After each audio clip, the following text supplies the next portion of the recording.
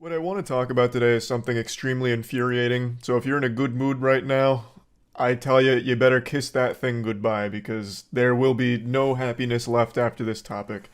I've talked about for a while that TikTok has rotted the minds of all of its users and convinced them that they're the main characters of the entire world and everything that happens around them is just a prop that they can use to get views and clout on TikTok. And today I learned about an absolute piece of shit named Alex Bodger. Alex Bodger pulled a Logan Paul. You remember when Logan Paul filmed the dead body in the Japan suicide forest and tried to use it as like the subject of his video, like, whoa, that's a dead body. He killed himself. What the fuck is this? You know, like I'm still surprised Logan Paul didn't start slapping Maverick merch on the corpse. Like he was really playing into it and using it as if it was some kind of great thing for him for views as a viral video. Well, Alex Bodger took a play out of Logan Paul's playbook, but even amplified it. So the situation was there was an argument that happened at a Starbucks. A father had asked a stranger to stop vaping near his 3-year-old daughter.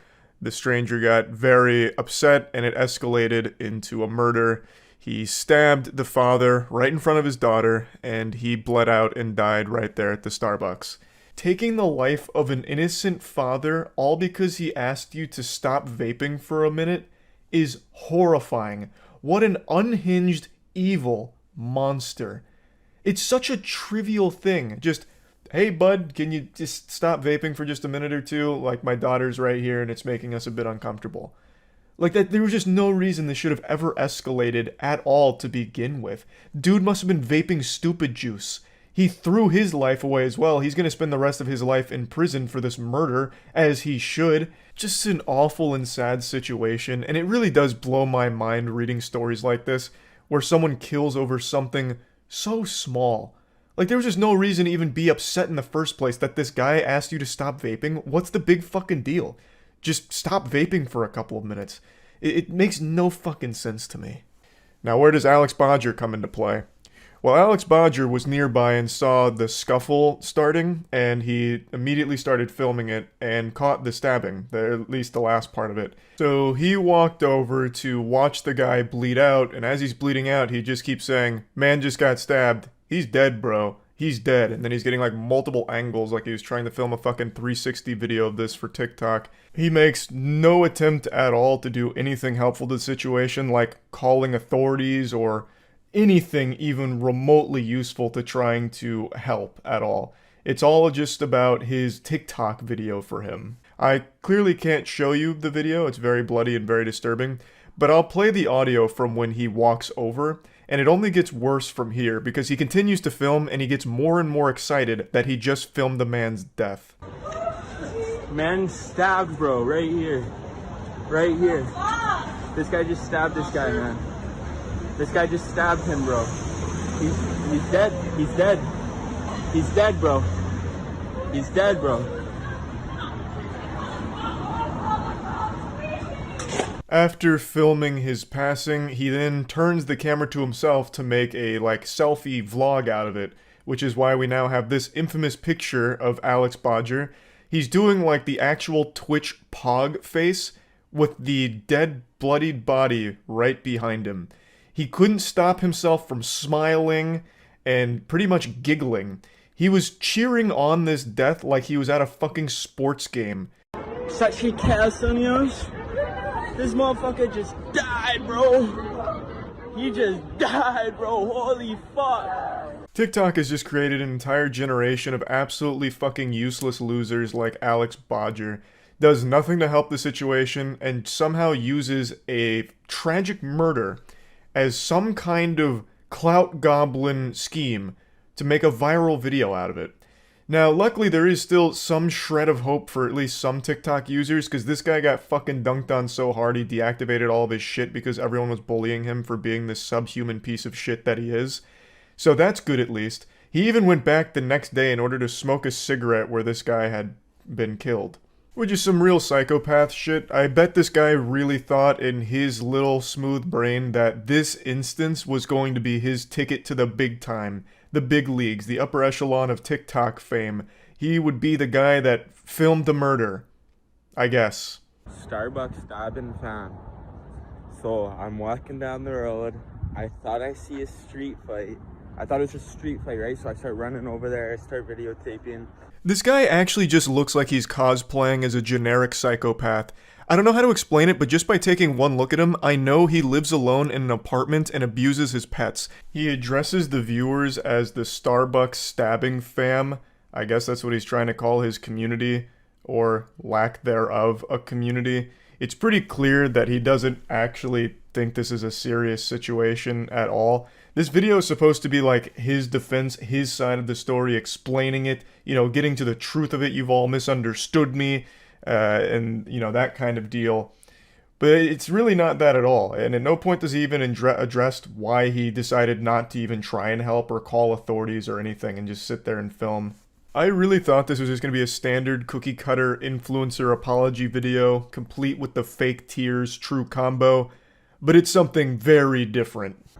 And I see some blood, and so I just thought maybe like there was a bloody nose or something. My brain wasn't really allowing me to believe what just happened.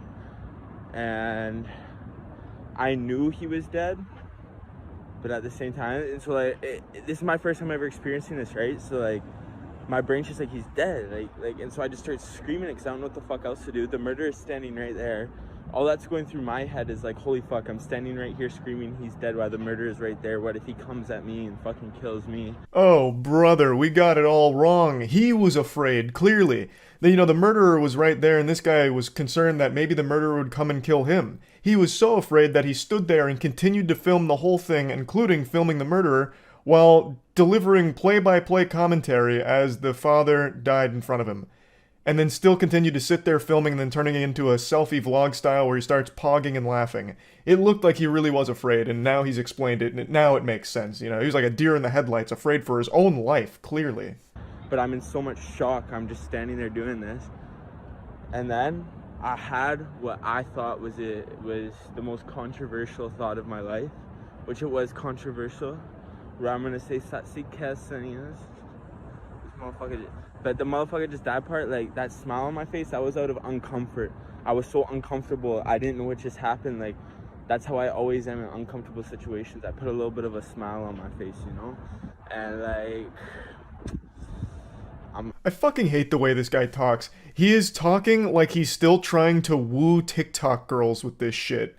Absolute weirdo. He's putting that little, like, what's it called, vocal fry in his speech, even though I know he has a lisp and is trying extremely hard to hide it here with all of this.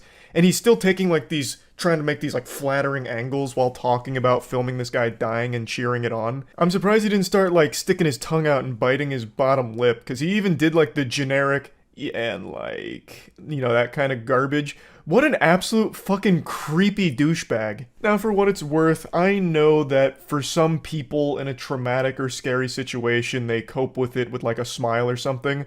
That's not what he did here. Like, that's not the same response. Not only were you laughing and smiling, you turned the whole thing into, like, a song and dance for you, for your content. You turned it into content. That's not just being uncomfortable and smiling. You literally turned the camera around to film you and the dead body like you were at a goddamn spring break concert. Like, it's not the same. Like, you can't even come close to making a convincing argument that, well, actually, I was just uncomfortable, which is why I was smiling and, you know, started vlogging. It's how I deal with trauma. I'm sorry for the people that it pissed off. I've been called by the homicide unit. I shared my grief. Like, yeah, like, this shit, it doesn't faze me too much, only because, like, I've seen, like, I'll just say human life, to me, the way I look at it, if I don't know you, is meaningless. It's meaningless. I'm just keeping it straight up, but, yeah, he's dead, what can we do now? What a totally normal person thing to say. Human life, to me, if I don't know you, is meaningless. Oh, yeah, that's something not, you know, concerning to hear at all. That's not like a giant red flag. I'm also very curious where his brain was going when he said, like, it doesn't faze him too much because he's seen and then he cut himself off. Also interesting that he contradicts himself because he stated that he was, like, traumatized by the event, saying that every time he thinks about the situation, he gets a feeling in his chest of pure fear. But in this video, he's puffing out his chest and, you know, fucking spreading his lats like a bat, like he's such a big, strong man that this kind of thing doesn't faze him. So that's weird. What is it? Were you fazed by it, or does it not matter to you at all? And even in this video, said he shared his grief. Well, what grief? You already said you weren't really fazed by it, and since you didn't know the guy, his life had no meaning to you. So what the fuck are you talking about? I really feel like this guy has no actual human emotion whatsoever and is trying his best to put on some kind of show to prove he does, but it's very unsuccessful. The whole thing fucking sucks. This guy is an actual piece of shit, and it infuriated me, so I wanted to talk about it a little bit. Horrible, horrible situation, and that's really about it. So yeah. I went over to my family's house for dinner a couple nights ago, and my father was raving and couldn't stop talking about a case I'd never heard of that apparently is just wrapped up. The Alex Murdaugh murder case. And in fact, it extends beyond that. The entire Murdaugh family murders.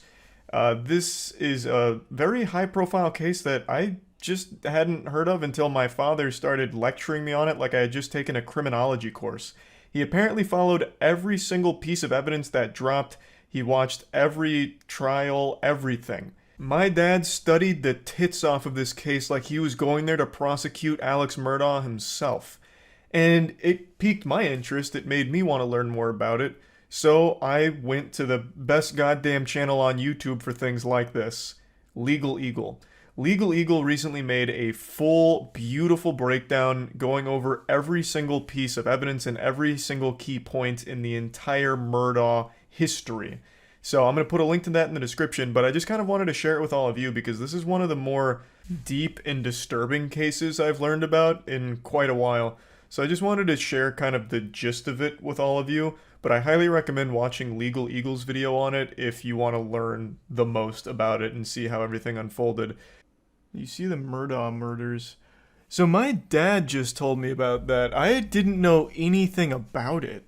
And he was apparently embezzling money for a long time, a pathological liar, an oxy addict, and he snapped and killed his son and wife. My dad was telling me all about it, apparently.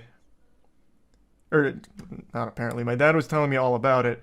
Apparently, it was a wild case, and I didn't hear shit about it. Yeah, apparently the prosecutors had a video that the son had recorded that proved that Alex Murdaugh was lying about his whereabouts on the night of the murders. So I guess the story was they were killed at like the dog kennels on their property. Alex Murdaugh claimed that he wasn't there that night at the kennels, and he had like a couple alibis because they had his whole phone record. Apparently he called a ton of people to try and get a couple alibis. And eventually the prosecutors showed a video that his son had recorded literally minutes before he was murdered. His son he killed also got in a boat accident that killed a girl named Mallory Beach, and also was the only witness to his housekeeper dying, and he embezzled her life insurance. Oh, what the fuck? Close. Los Angeles area double murder expert O.J. Simpson predicted that the Alec Murdaugh jury would acquit the Low Country lawyer of double murder. It turns out that Simpson's powers of prognostication don't really work for murders he wasn't directly involved in. It wouldn't surprise me in the least if this guy beats this case. So before I explain... It's crazy. It is crazy. We have O.J. Simpson on Twitter dropping reaction videos, giving his opinion on how another murderer could potentially beat their case. That blows my mind. Randolph Murdaugh Sr. was elected solicitor in 1920 and served until he was killed by a freight train in 1940. Sounds like a murder. That sounds like an actual old western murder where they tied him to the train tracks. Don't know the situation, it literally just sounds like he was murdered. Now, some people suspected that the freight train incident was a suicide because no one could figure out why Randolph's car stalled on the tracks. But Murdaugh Sr. was succeeded by his son, Randolph Murdaugh Jr., known as Buster, who held the position for 46 years Cool from nickname. 1942. On 2 separate occasions, 20 years apart, he told jurors that if they didn't impose the death penalty on a criminal defendant, he would use his power as solicitor to release other rapists into the community. Yes, you heard that right. What? It's hard to imagine a worse thing a prosecutor could say in court, but I'm sure prosecutors have. And he got to keep the position? He would make these threats like, okay, if he doesn't get the death penalty, 5 rapists will go into Gotham. He sounds like the Joker. What? Elected official, so he just campaigns and pays off the right people. Yeah, but I'm sure there's still systems in place where if you're threatening to release rapists out of like a grudge, you can get fired. Like you can get like taken out. Like you lose your position, I would think. Because it was the 70s. It's not like rape was cool in the 70s either. I'm sure people weren't like rallying behind him like, yeah, that's fucking Buster right there. That's how Buster plays. Give the death penalty. Or 50 rapists. Buster, release 50 rapists into the neighborhood. The guy really had rapists in the queue to join the server. Oh, you're talking about Buster still, yeah. I'm just going to take a guess that the other Murdaughs didn't use the same tactic. Alex Murdaugh, the now convicted murderer, is Randolph III's son. All of this information is to show you that the entire Murdaugh line is fucking evil, basically. Now that you're brought up to speed on where Alex Murdaugh comes from, let's talk about his kids, because his kids are no saints. Legal Eagle goes into more detail surrounding some of these cases, but I'd just like to give you a quick breakdown. If you want more information, obviously watch his video on it. But one of Alex's sons, Buster, who is named after, of course, Buster Murdaugh, who came before him, is actually a person of interest in a 2015 death. A young man named Stephen Smith was found dumped on a Hampton County road. There wasn't a whole lot of indicators to suggest that this was a vehicle crash, and in fact was even ruled a homicide by a couple of people, most notably the county coroner. And interestingly, Buster Murdaugh is mentioned dozens of times in the investigation. Also, Alex Murdaugh and his brother Randy visited the crime scene, passing through the crime scene tape, and there were rumors that Buster Murdaugh and Stephen Smith were in some kind of relationship, and this case actually just got reopened after the entire Alex Murdaugh investigation. So that's all a bit peculiar. That doesn't seem good. Something smells very fishy over there with Buster Murdaugh, and he's not the only one. In fact, Alex Murdaugh's other son, Paul. In 2019, Paul and his friends were partying on a boat. At one point, his friends say Paul and his girlfriend got in an argument where Paul assaulted her, and then eventually the night culminated with the boat crashing, everyone surviving except one person, Mallory Beach. Paul was blamed for the death because he was fucking driving the boat. He received 2 charges, 1 boating under the influence causing great bodily harm, and 1 boating under the influence causing death. So as you can see, the Murdaugh family is known for more than just financial crimes. There's a lot of death linked to the family as well. And there's still more. There's still one that I haven't even talked about, one that happened before Alex Murdaugh killed his son and wife. In 2018, their housekeeper Gloria Satterfield allegedly tripped over one of their dogs and fell down the stairs and died at their hunting lodge. Alex Murdaugh then instructed Gloria Satterfield's sons to sue him for insurance money. However, he neglected to inform them that he had already collected on 2 settlements and basically robbed them of about $4.3 million from the insurance here. The man is just pure evil, just a shriveled, pruny, fucking ghost-looking motherfucker whose entire bloodline seems cursed and is nothing but bad news.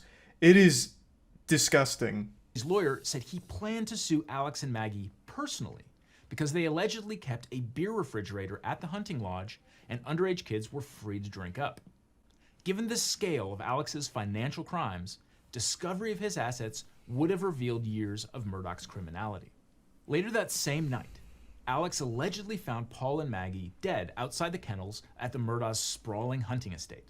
I'm really trying to break this down into the most concise form possible just to convey like the general story of the situation. But again, I can't recommend checking out Legal Eagle's full video on it for the absolute best breakdown. In a nutshell, years and years and millions upon millions of dollars of stolen money and financial crimes were about to be brought to light, all of which Alex Murdaugh was panicked about.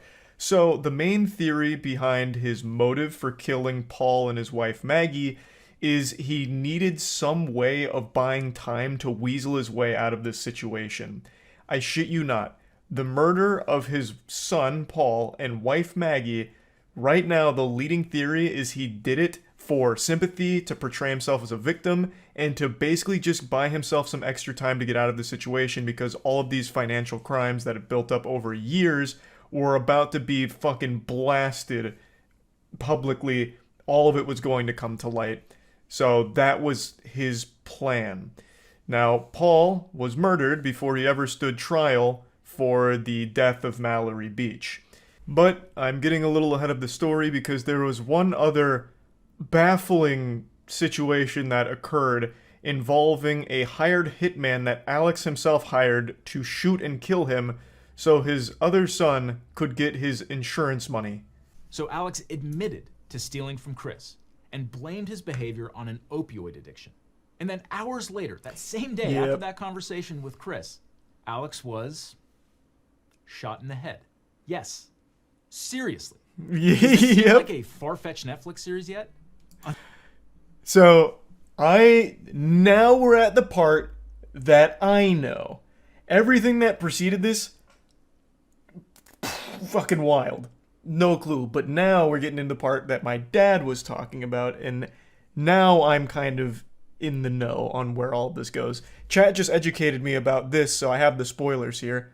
But I guess I won't drop the spoilers. But I see now what has happened and how things have got to this point. Yes, but I mean, I'm okay.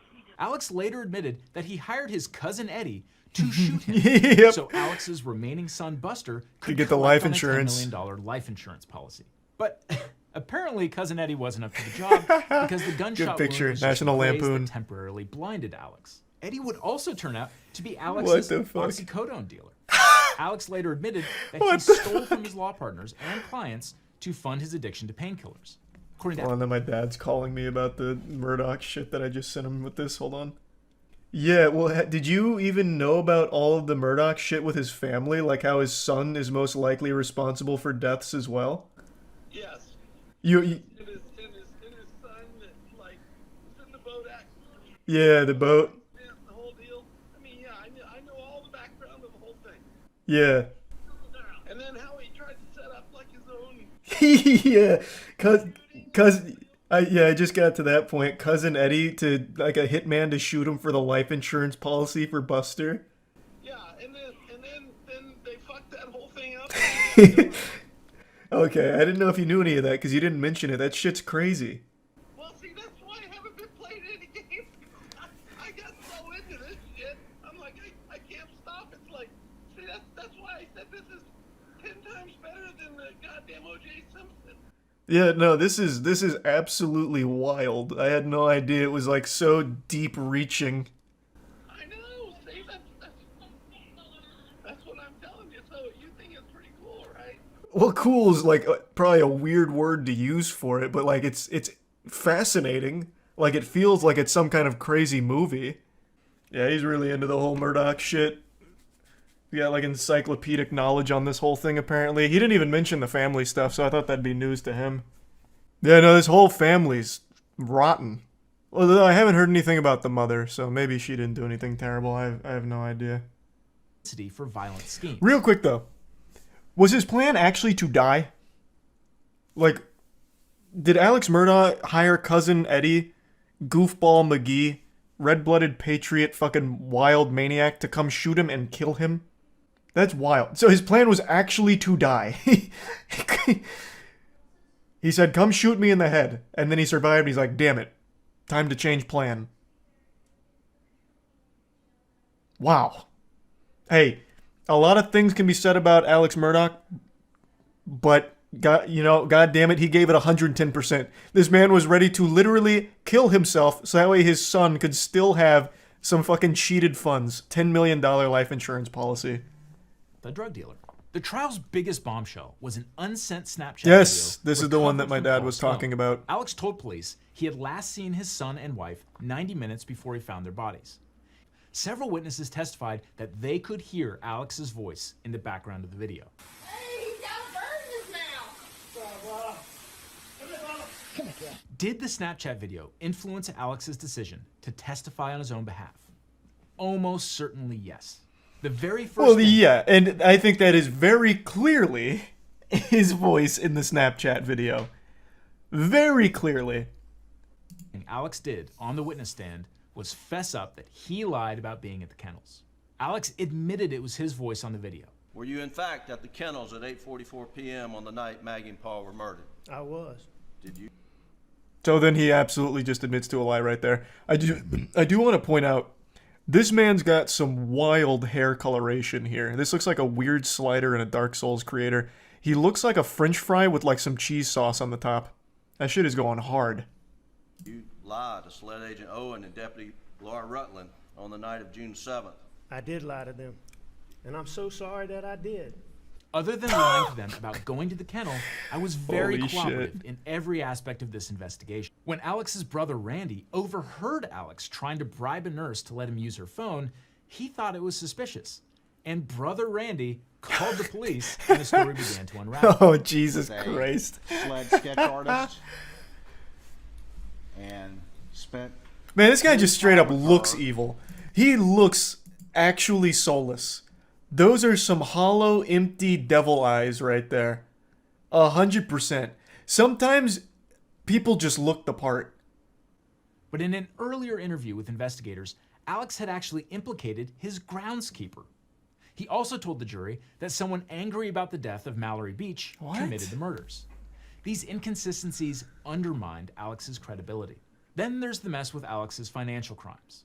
The prosecution argued that Alex's financial crimes couldn't be separated from the murders because exposure of his vast financial crimes was one of the motives speaks to his for killing characters. Maggie and Paul. Well, not only that, I imagine that also helps to demonstrate, like, make a character profile, right?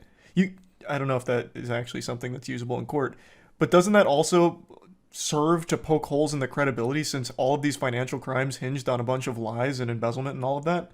Or is that not allowed? Every single one of these, you had to sit down and look someone in the eye and convince them that you were on their side when you were not. Wow, that's correct? hardball. Do you remember it, even one of them? If you ask me questions, but I can't remember sitting down with Dion. Alex's response? What I admit is I misled them. I did wrong and that I stole their money. What Prosecutor Waters was getting at was this. Ladies and gentlemen of the jury, Alex Murdaugh is sitting there and looking at you and convinced you of something, but you shouldn't believe him. Just look at how he lied in the past. That's Moreover, strong Alex as fuck. testified that all of his financial bad deeds were caused by his drug habit, which was costing him as much as $60,000 a week. As for the weapons, prosecutors said casings for bullets from a .300 blackout rifle were found near Maggie's body. And the Murdaughs owned a rifle chambered in .300 blackout, and the weapon is now missing.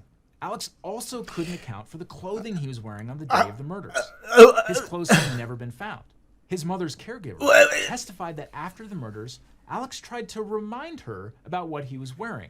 I guess it's easy in hindsight, but I feel like even if I was in the court as this was unfolding, the second it came to that point, both of those in conjunction, I'd be like, well, he fucking did it. What kind of coincidence is that? Oh, so they were killed with .300 blackout rounds. Oh, you have a weapon with .300 blackout. That's a weird coincidence. Can you bring it in so we can just make sure like everything's, all good? Oh, it's missing. Well, what happened to it? Oh, you don't know. Oh. Okay, well, what about your clothes? Can we, like the clothes you were wearing on that night, maybe they picked up some forensic evidence from the real killers. Oh, you lost your clothes. Are you telling me a burglar came in the middle of the night while you were sleeping and took the fucking clothes off your back? Even your dirty goddamn undies, he took them? Oh. Like, what the fuck? This is outrageous. The speed of the jury's verdict, just 3 hours of deliberation Oh, after nice. a trial lasting a month and a half, That's a gold split. speaks volumes. Yeah. The day after the verdict was read, Alex Murdaugh was sentenced to 2 consecutive life sentences for murdering his wife and son. Boy, oh boy, do I have some good news for you today. It's time for a little holly jolly celebration because Santa Claus came early with the gifts. This loser has finally been arrested.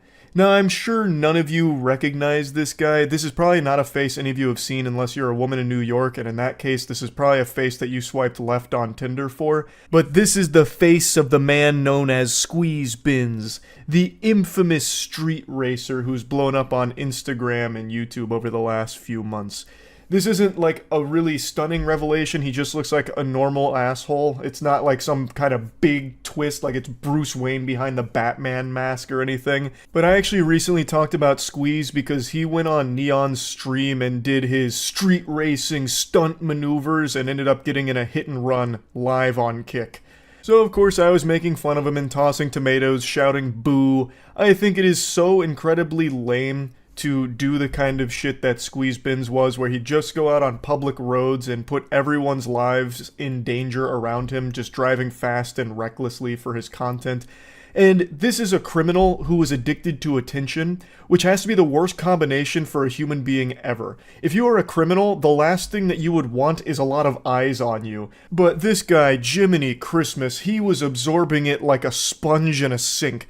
This guy was more addicted to attention than a heroin addict is to the needle. This guy couldn't get enough of it, so he took every opportunity imaginable to promote himself. So this was always inevitable. He was either going to get arrested or get himself or someone else killed. Luckily, he was arrested before the second thing happened. Now, before really diving into the weeds of the arrest here and everything around it, I want to show you a little bit more of the lore to Squeeze, so you can get a big taste of the cringe that is Benz. You mix danger, but there's also other people at risk when you do that. Innocent civilians. So what do you think about the element of danger for that? I've been doing this since like real shit since I was 9. I used to take my dad's car out and I used to just bug out. I've been doing this for so long now that I feel like I did have some professional. This guy must have found a moron potion at some point in his life and he has not been able to break the curse. The effects still linger. He did an interview with Tommy G, a very popular video, over 8 million views here, where he's revealing some like pretty sensitive information really, all while acknowledging that he's one of the most wanted people in the area by the authorities.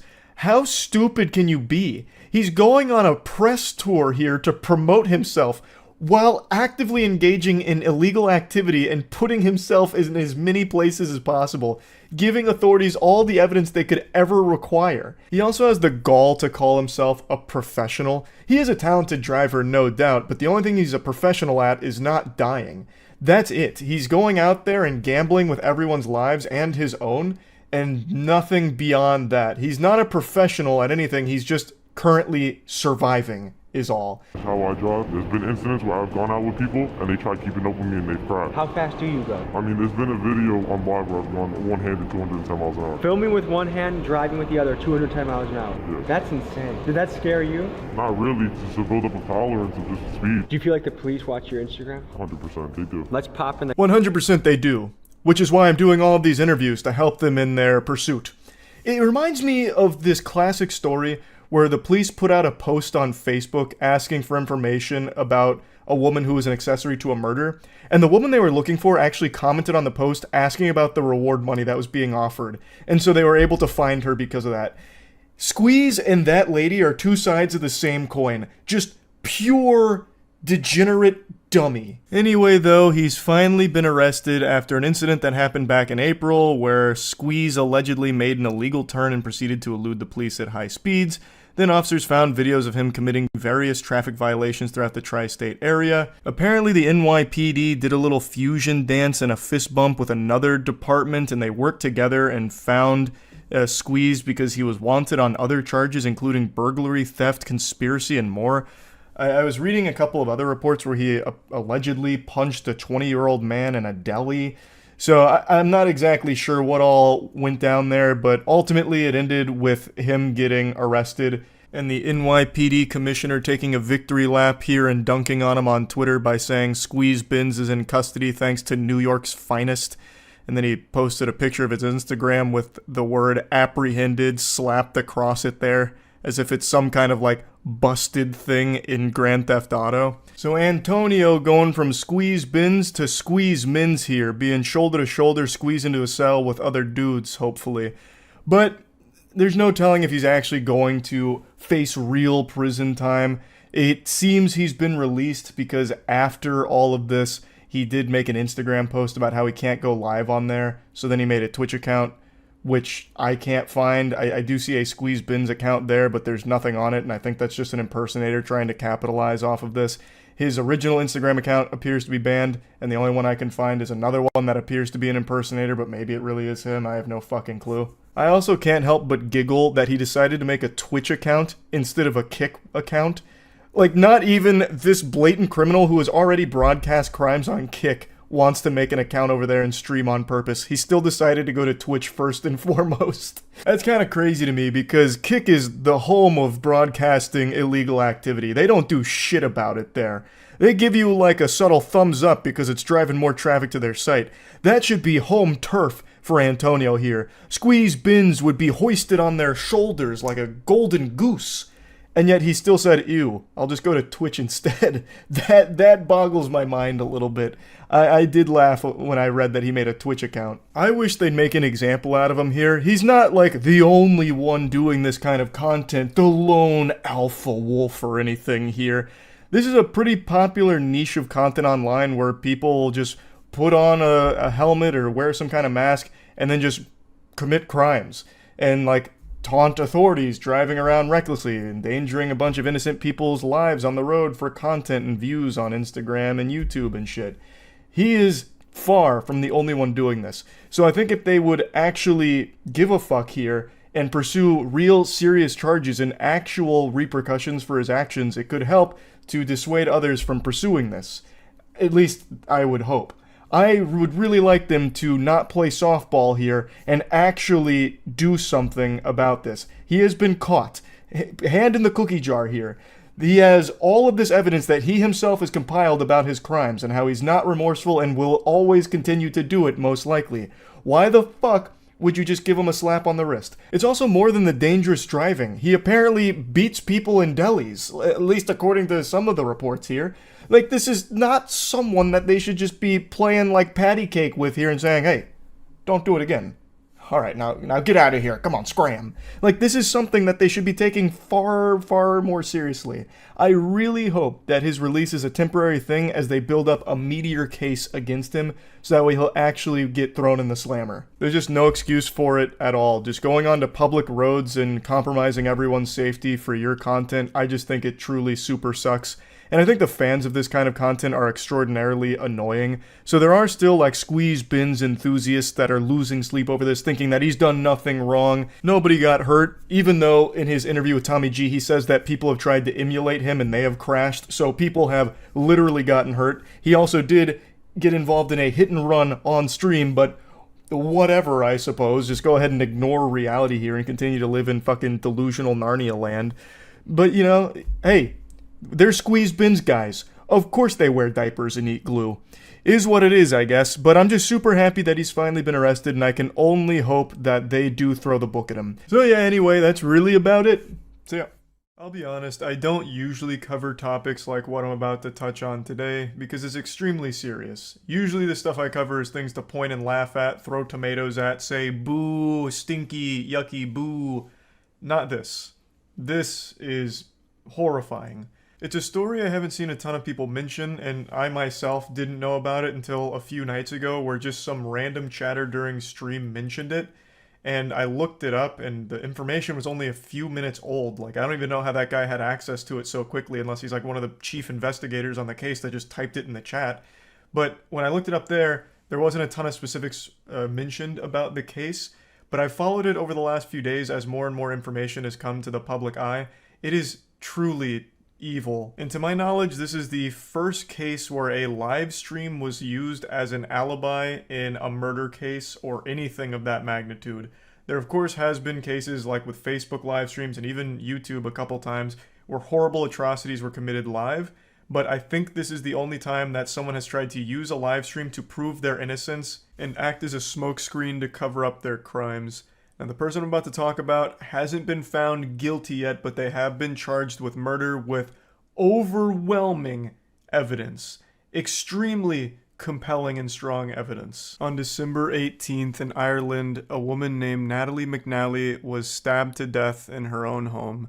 She was 15 weeks pregnant at the time of her death. And the person accused of the murder is a man named Stephen McCullough. He is a YouTuber as well as streamer. He mainly focused on toy reviews as far as I can tell, specifically seeming to be a big Doctor Who toy reviewer. So what happened is, on the night of Natalie McNally's murder, Stephen McCullough went live on his channel. And this live stream is still up right now. It's a 6-hour live stream. And this was crucial evidence to prove his innocence on this evening. Because how could McCullough have possibly killed someone when there's proof of him streaming from his home at the same time that the murder had taken place? So they eventually, after bringing him in initially on suspicion of being involved in this case, let him go. Because this live stream did serve as a pretty good alibi for him. Plus, this wasn't just streamed to 0 viewers, there were real sentient human beings with a pulse there to watch this stream, so should any of this information ever come to light, there would be a lot of witnesses saying, no, I was watching him stream, he was 100% at home.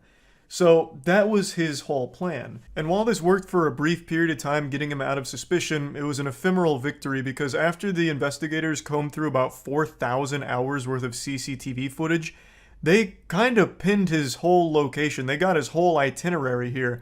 They were able to track him around and follow him around like it was a fucking Sims character. So not only did they see him through the CCTV evidence, but they also have the account of the taxi driver. They even took notice of things like a yellow glove underneath a black glove while giving change to a bus driver. And with all of this, they had a really strong case against him being the murderer. But they still had that live stream to explain. Because again, there is a live stream that did span the entire course where all of this took place.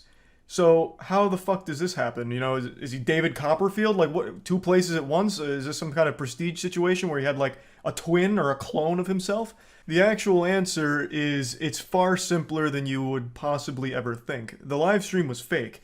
Yes, the stream went live on his channel during this whole period of time, but it wasn't actually a live stream. It was a pre-recorded video that Stephen McCullough had recorded days prior in order to look like a live stream, to mimic a live stream, so that way it could be used as an alibi for him.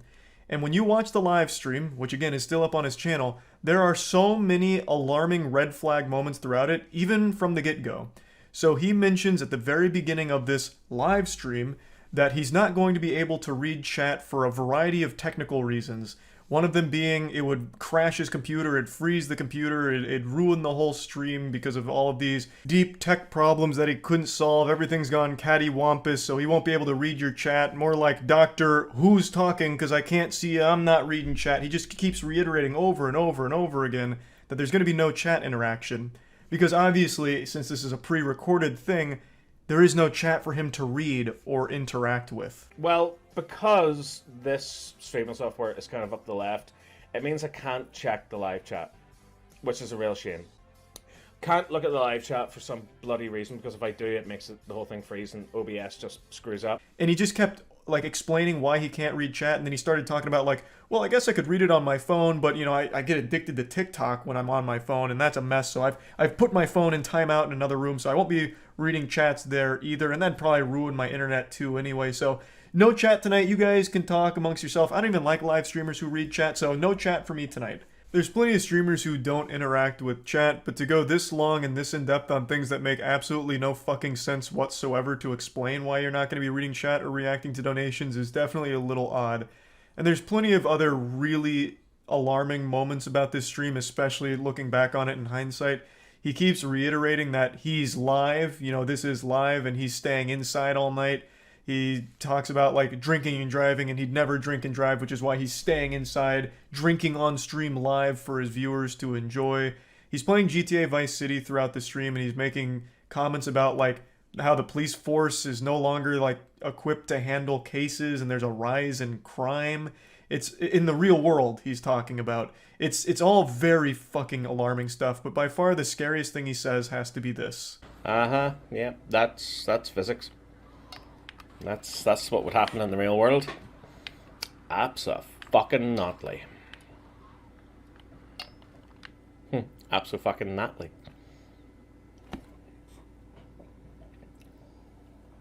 Completely out of nowhere, unprompted, he mentions someone named Natalie in a pretty menacing way. And once again, there's plenty of other things he says in here that are very scary, but I think this one is by far the worst moment. This has been 100% confirmed beyond a shadow of a doubt to be a fake live stream. When authorities seized some possessions, they found the actual video itself and concluded that it was filmed on December 13th or 14th. And also, McCullough himself has confirmed that the live stream was not actually live, it was pre-recorded, but insists that he was actually just drinking by himself alone that night. He completely denies the murder and insists that someone else may have been dropped off in a taxi near his home. This is referring to the CCTV evidence that they've gathered, pinpointing all of his locations throughout the evening. There's also other awful shit here as well. McCullough stayed pretty close to Natalie McNally's parents, and in one case even left his phone over at their house in order to like bug them and secretly spy on them to record their conversations to see if he was a suspect. So McCullough went to the McNally house, left his phone on record, and left, but returned 40 minutes later claiming to have forgotten it, and police were saying that this was an attempt to listen into their conversations to see if they suspected him of anything in this. I can't envision a world where Stephen McCullough is not the person who committed this crime. There is just an overwhelming amount of evidence against him. And he still doesn't have a real explanation for what the possible motive to faking the live stream would even be. Nothing that makes sense, at least. And then randomly dropping Natalie's name during it. I just cannot imagine that this man is innocent, but he hasn't been found fully guilty of being the murderer yet. But yeah, overall, a horrifying situation. I'm wishing the absolute best for the McNally family, and I'm hoping justice is served here. That's about it. See ya. Call of Duty. It's a shit franchise with a shittier community, and now they've helped murder an innocent man.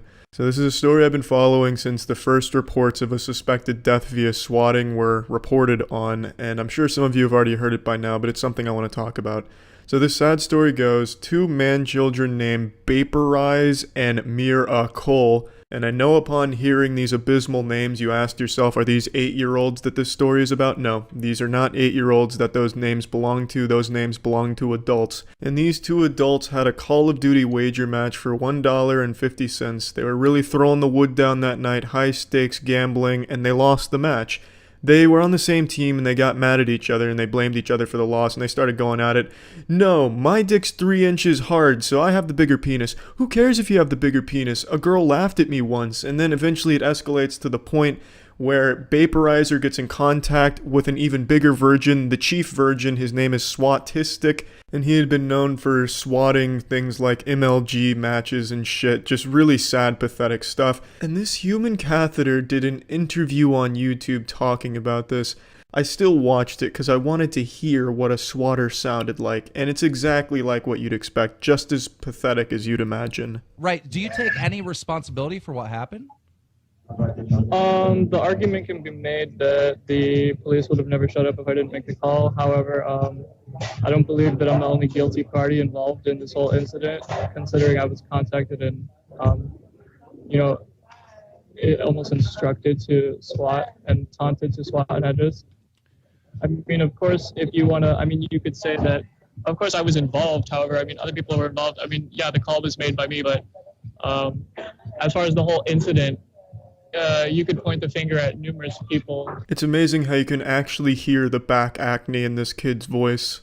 And the way he talks, it's like he took pages right out of the Tumblr experts playbook, like the fucking Incel section of Tumblr who gives advice on what to do when faced with authorities. He just, allegedly, well, I guess you could look at it that way. Well, one could say I had access to, due to multiple interpretations, there's a multitude of factors at play. I suppose you could, deduce that I pushed him into the shark-infested waters, but it was the shark that killed him, not me. And it's sad that I have to compare sharks to cops, because sharks aren't even out for as much blood as cops are. But anyway, once Vaporize gets in contact with Swatistic, they attempt to dox and swat Miracle, but Miracle, in an attempt to prove that his cock is 3 inches hard, reaches out to Swatistic and says, "Here's my address, swat me, pussy boy," and here's the tweet. So he does, he swats that address, but Miracle, being the brave man he is, gives an address that isn't his, belongs to an innocent man who gets killed by the cops when they show up. In his interview with Keemstar, the kid shows no remorse at all, nor does he take any responsibility and passes the blame off onto the other two kids, and I do agree, they have a big part to play in this. I think all three of them should have the same sentence, which is life in prison, because they contribute absolutely nothing to society. They fucking have Call of Duty wager matches for $1.50 and then kill an innocent man over it. What good do they bring to society? They're just downright sociopaths. None of them felt any empathy for what happened. It wasn't just the kid who actually called the SWAT. Miracle, the one who gave that address, was laughing about it on Twitter. Vaporizers, not to be heard from. They all deleted their accounts and shit. But I really don't think it can be that difficult to find out who these three dudes are. The fucking NSA can watch me jerk off in the middle of my kitchen through my coffee maker. How can they not find who owns these horrible Twitter accounts with these horrible fucking names? And now I'd like to talk directly to the people who say, well, it's not their fault, it's the cop who killed him's fault. No, it's definitely their fault. That wouldn't have happened if they didn't call the police. But the police are also very much to blame here. So, according to the family, what happened is the police were banging on the door, the husband opens the door and is immediately shot by a cop. Immediately shot. Why the fuck is he immediately shot? You go there because it's a reported hostage situation. I understand it's very high tension, you're nervous, you're on edge, but you knock on the door and someone opens the door. That's the expected response. Why do you panic and shoot him? It's like a pizza man going to my door because I ordered pizza. He knocks on my door, I open the door, and he fucking blasts me with a shotgun because he wasn't expecting me to open the door. What the fuck were the cops expecting? Did they think he was gonna bust through the second floor window like Action Man and land on the ground and turn himself in? Why did they freak out because he opened the door? I don't get that response at all. Everyone's like, oh, I feel so sorry for the cop. He's the real victim here. He's gonna have to live with that for the rest of his life. No, the cop is not the real fucking victim here. The real victim is the man who got killed and his family that he leaves behind now. I feel absolutely nothing for that cop except hatred. He's either A, the most untrained officer on the force, and the force benefits from him not being there, or B, just a bloodthirsty menace. Now, if it's the former, what kind of training do the SWAT go through? They're supposed to be the elite. They're supposed to be the best of the best. But apparently they're all so fucking afraid of their own shadow. What kind of training do they get? I have to know. Do they just put the fear of God in them? They train them like they're fucking dogs. If you hear a loud sound, just fucking shoot at it. You don't want to take any risks. No matter what happens, if you hear anything, if you see anything, shoot it. That's the only way to deal with problems. They just have to be so poorly trained. And the way they handle the situation after they kill the husband is just as bad.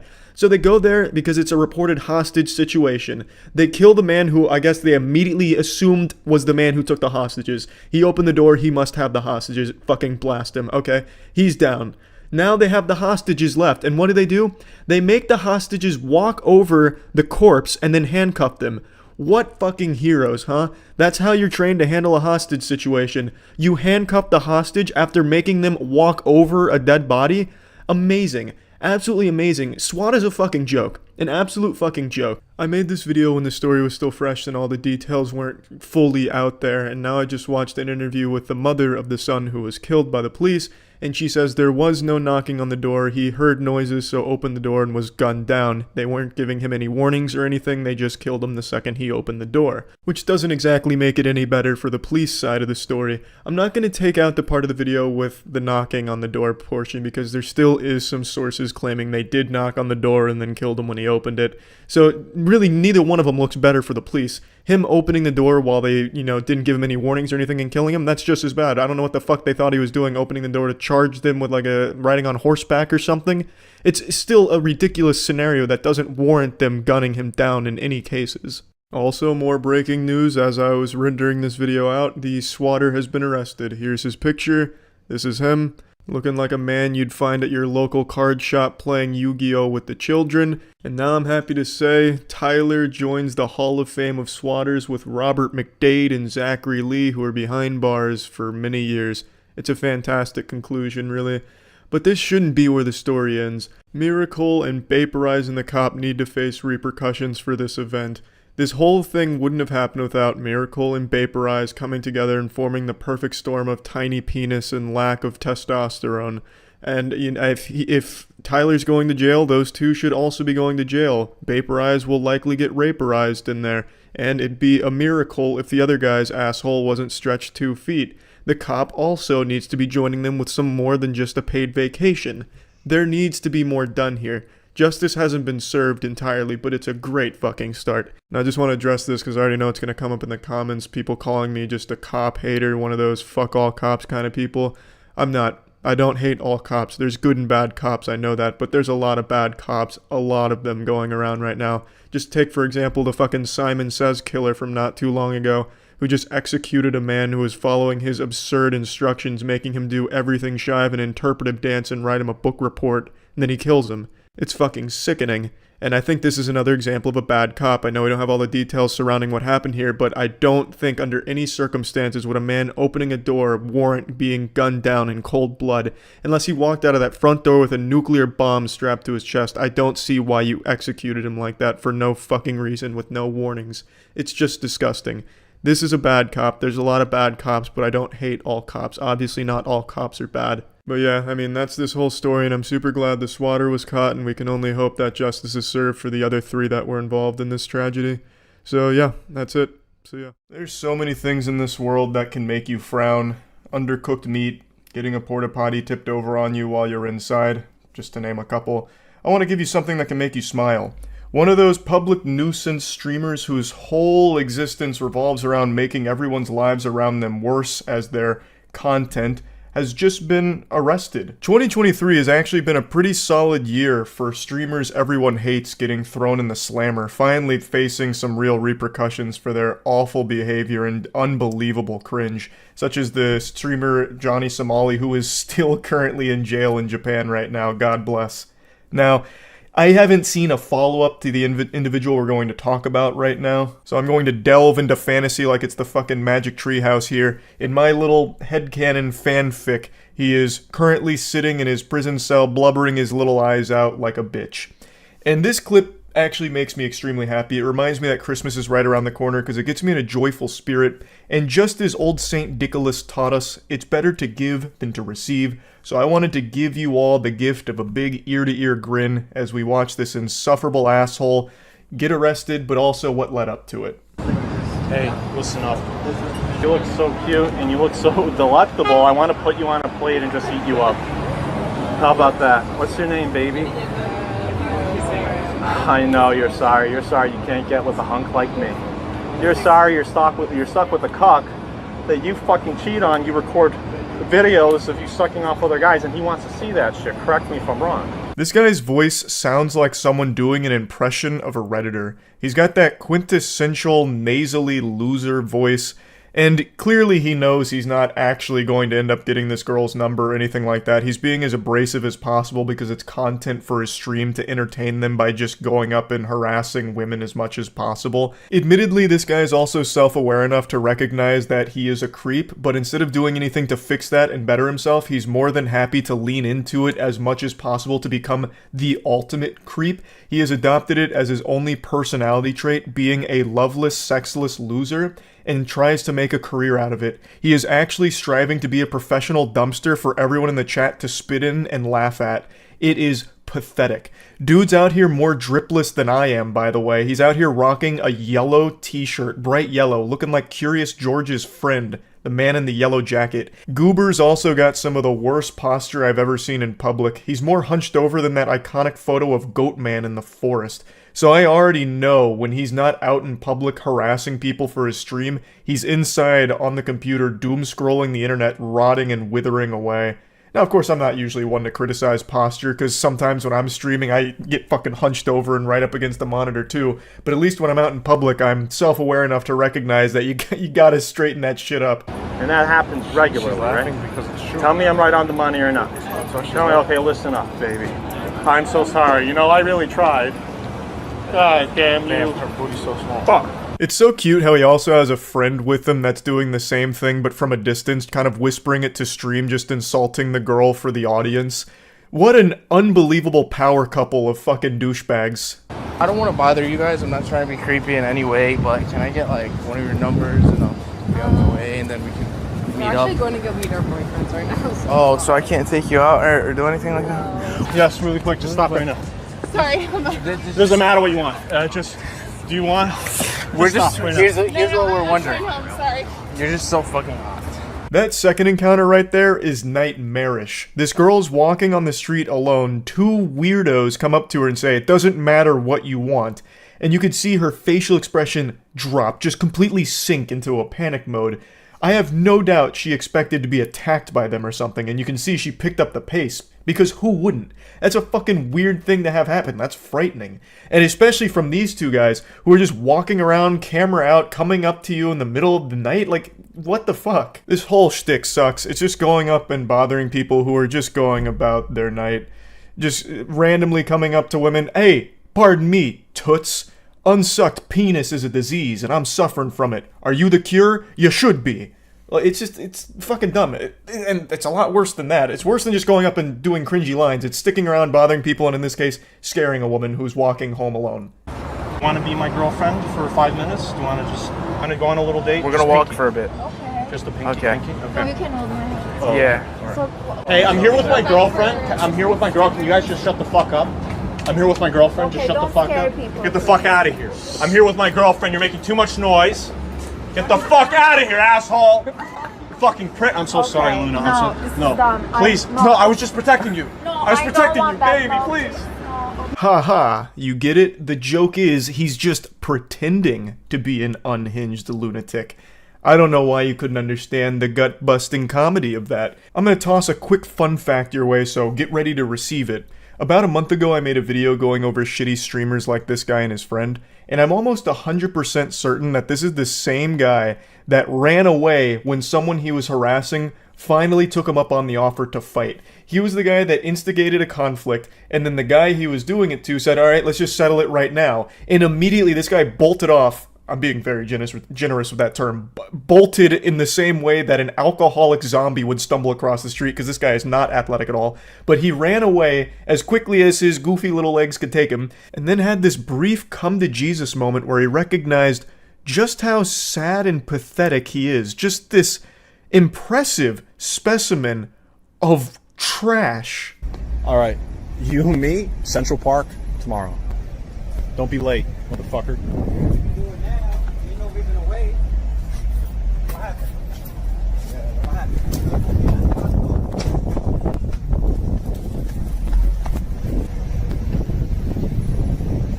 Alright. I hope he doesn't chase me because I don't want to fight him.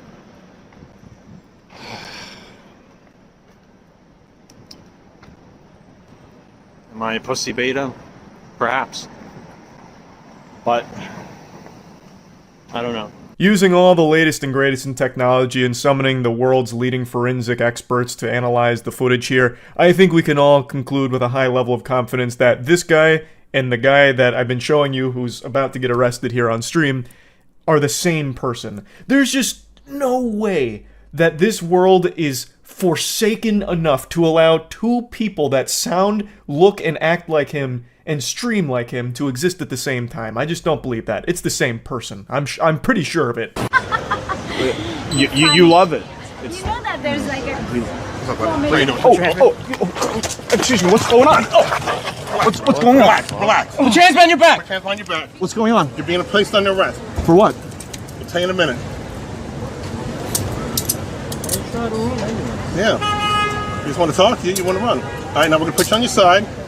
So they're arresting Carl, guys? Carl did nothing wrong? Ah, yes, the good ending. Tugs on your heartstrings. It's a beautiful thing to witness. You love to see that. I can't imagine a more fitting conclusion here. I don't know why his buddy's saying he did nothing wrong. He immediately tried to run from the cops who were about to start talking to him. You can't do that. Like, what the fuck? I imagine they got called there for a disturbance, like, hey, there's this weirdo and his weirdo friend that keep harassing everyone nearby, so the cops are coming to tell him to, like, cut that shit out. And then Chief Goofball here immediately tries to run. Well, it's not really a run. This guy and run don't really go in the same sentence. He takes, like, two fee-fi-fo-fum steps that kind of resemble, like, speedier movement, and the cops are like, nah, putting the kibosh on this, and they just tackle him, they take him down, and then stand him back up. So, again, I don't know what the update is. I don't know if he's still in custody or what, or if there's any charges. I couldn't tell you. It just makes me happy to see that. It's just a big ol' asshole getting taken off the streets there, so I thought that might put a smile on some of your faces. That's about it. So, yep. Hey, it's that magical time again where we get to point, laugh, and shoot spitballs at a creepy degenerate being weird to a woman. So I hope you've done all of your smile exercises, because we're gonna be putting a big old grin on that face and having a hoot and a holler at this guy's expense. So, crazy, silly question, but I'm just curious. I know you don't like coffee, and I know you don't, and I know you eat cereal in the evening. Yeah. And I know you have a son, right? Yeah. And I know you're about early 30s. So Goober approaches this woman who's on the leg press machine, and he immediately just starts listing off things he knows about her, which just sounds like some stalker shit. Like, it sounds like a mission out of Hitman, where Agent 47's being given a dossier and going over his target's interests and like where they might be so they can plan out the assassination. This is just like such a creepy cold open here. I know I'm reading way too deep into this situation and it's starting to get dangerously delusional, but for some reason when I first saw this clip, it immediately reminded me of a climactic moment in an action movie when the villain is monologuing to the hero like a fucking phone call. I know you don't like coffee. I know you're in your early 30s. I know the FBI is listening to this call right now. I know you have a son. His name is Mark. He attends Biff Gilmore High. Do this task for me.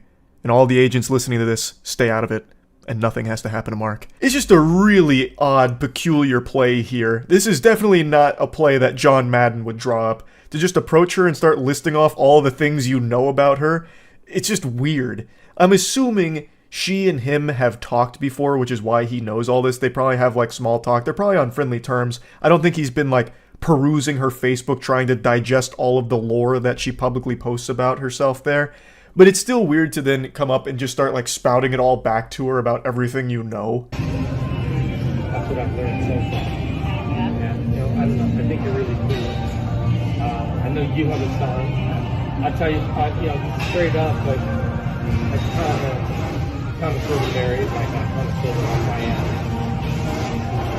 You know how everything has an opposite? Wet, dry, light, dark, matter, antimatter? This guy is anti-charisma. He is the exact opposite of Riz. Like, this dude legitimately has less game than someone that is asleep. He is stumbling through whatever he was cooking up in his noodle here, and it is extraordinarily uncomfortable to listen to. It's like the first draft of a book report where there's still a ton of typos and grammatical mistakes and nothing's making sense, it's all scatterbrained.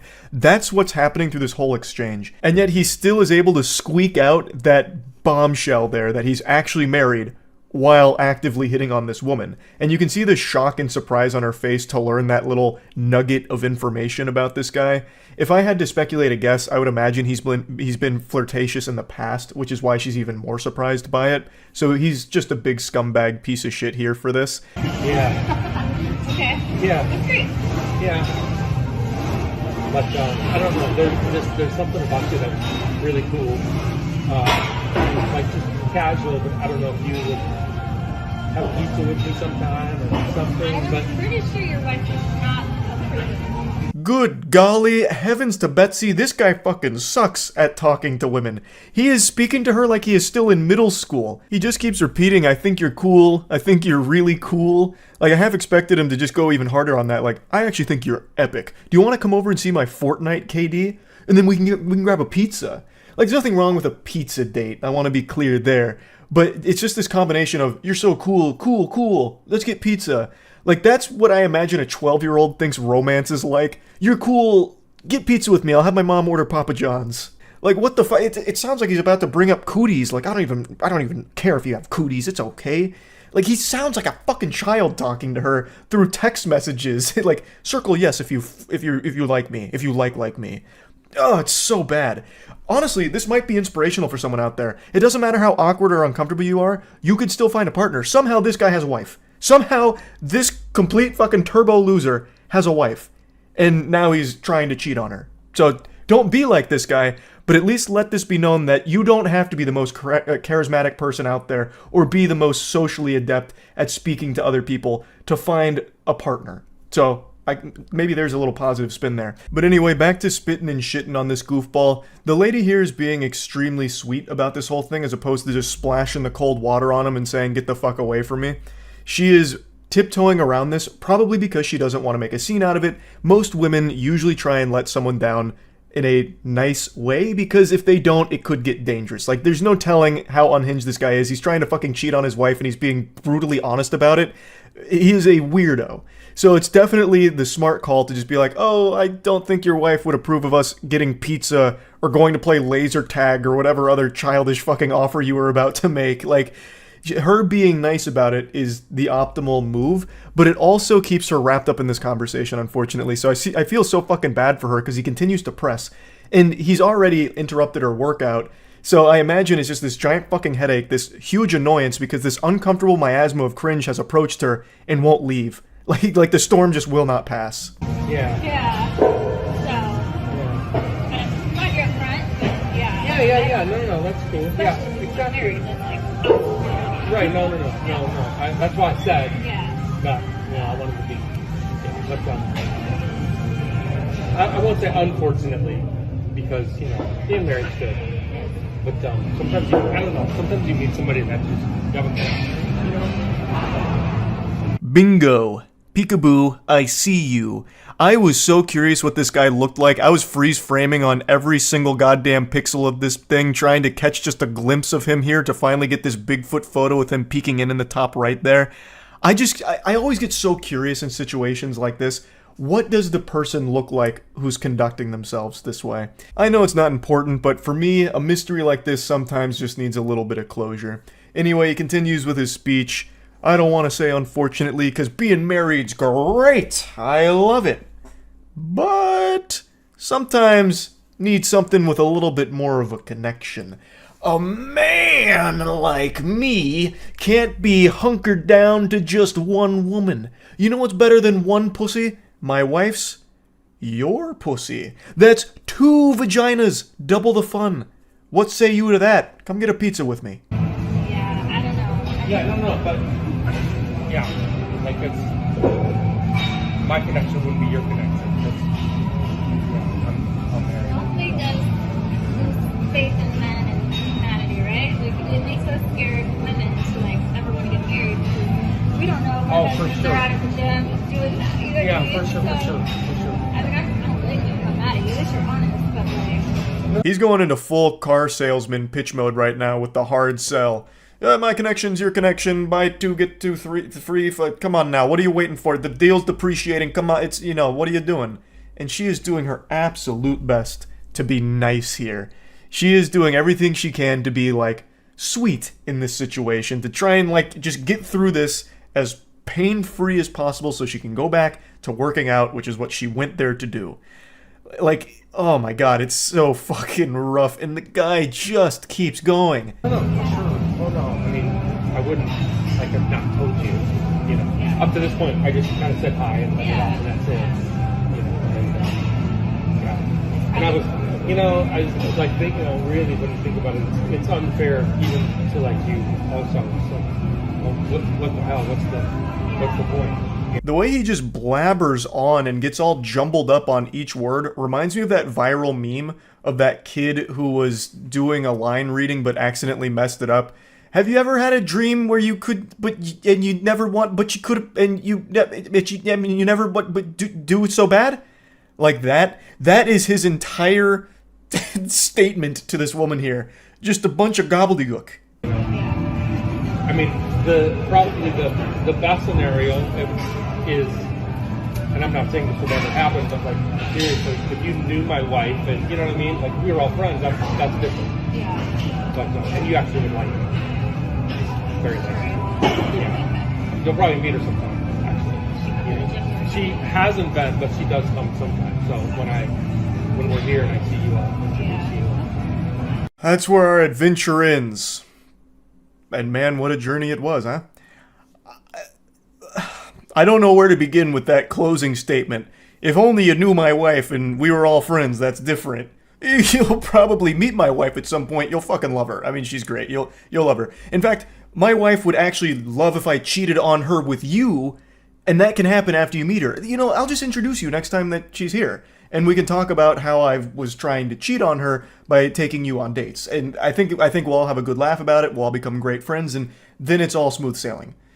Just a fucking weirdo, loser, degenerate creep. Pretty impressive one here. So, yep, just wanted to talk about this a little bit. That's about it. See ya. If you grew up during the 90s or the early 2000s, there's an extremely high chance that you watched some of Dan Schneider's shows. It was like impossible to avoid him. It'd be like trying to dodge raindrops during a thunderstorm. Dan Schneider during this period was the king of children's television programs. He made some of the most influential productions like Drake and Josh, The Amanda Show, iCarly. His resume is just stacked with tons of shows that I imagine meant a lot to many of you growing up. And make no mistake, you meant a lot to the creator of these shows as well. Well, not so much you, but your feet certainly did. The creator of these shows is a monstrous foot fetishist, Dan Get in the Van Schneider. He is a vile, creepy, disgusting human being, and this has been known for years. However, a new docuseries just dropped really diving into this subject matter and putting a spotlight on it in a way that hasn't previously been explored.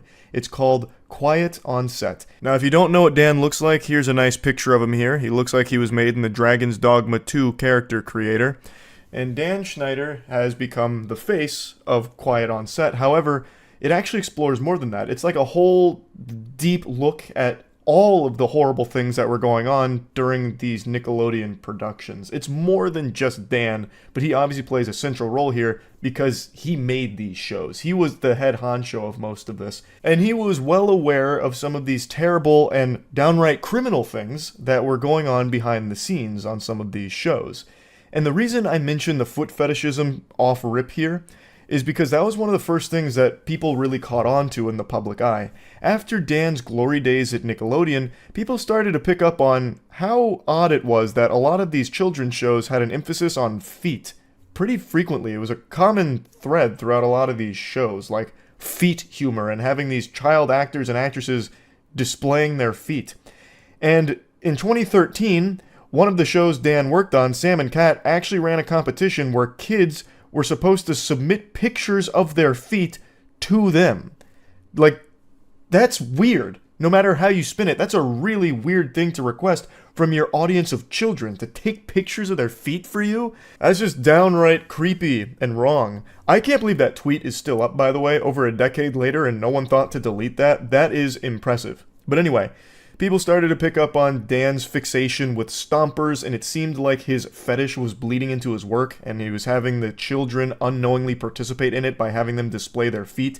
That's what it seemed to a lot of people, so it was obviously very concerning, so people did more and more digging. They found more and more evidence of Dan being an awful piece of shit behind the scenes with a lot of shady things going on there, and it just led to this reputation that people for years have known that Dan blows loads to toes Schneider is not a good person. And now Quiet on the Set has released, and so much information has come out, not just about Dan, but about that entire Nickelodeon workplace around these child stars. Arguably the largest piece of new information that dropped during this docuseries was the sexual abuse of Drake Bell by someone named Brian Peck. So Brian Peck was a coach at Nickelodeon whom was sexually abusing Drake Bell, and he was actually convicted in 2004. He spent 16 months in the slammer, and then immediately upon release, landed a job with Disney. If that doesn't show just how rotten to the core this industry is, I don't know what will. There is deep-seated evil in Hollywood. He went to jail for lewd acts with a minor. He is a sex offender, a convicted sex offender, and he immediately got a Disney Channel job working on The Sweet Life of Zack and Cody? What the fuck? That's mind-bogglingly evil. Like that's not just irresponsible, that's malicious. It's not like they just made some kind of mistake where they put a sex offender in a role where he works almost exclusively with children.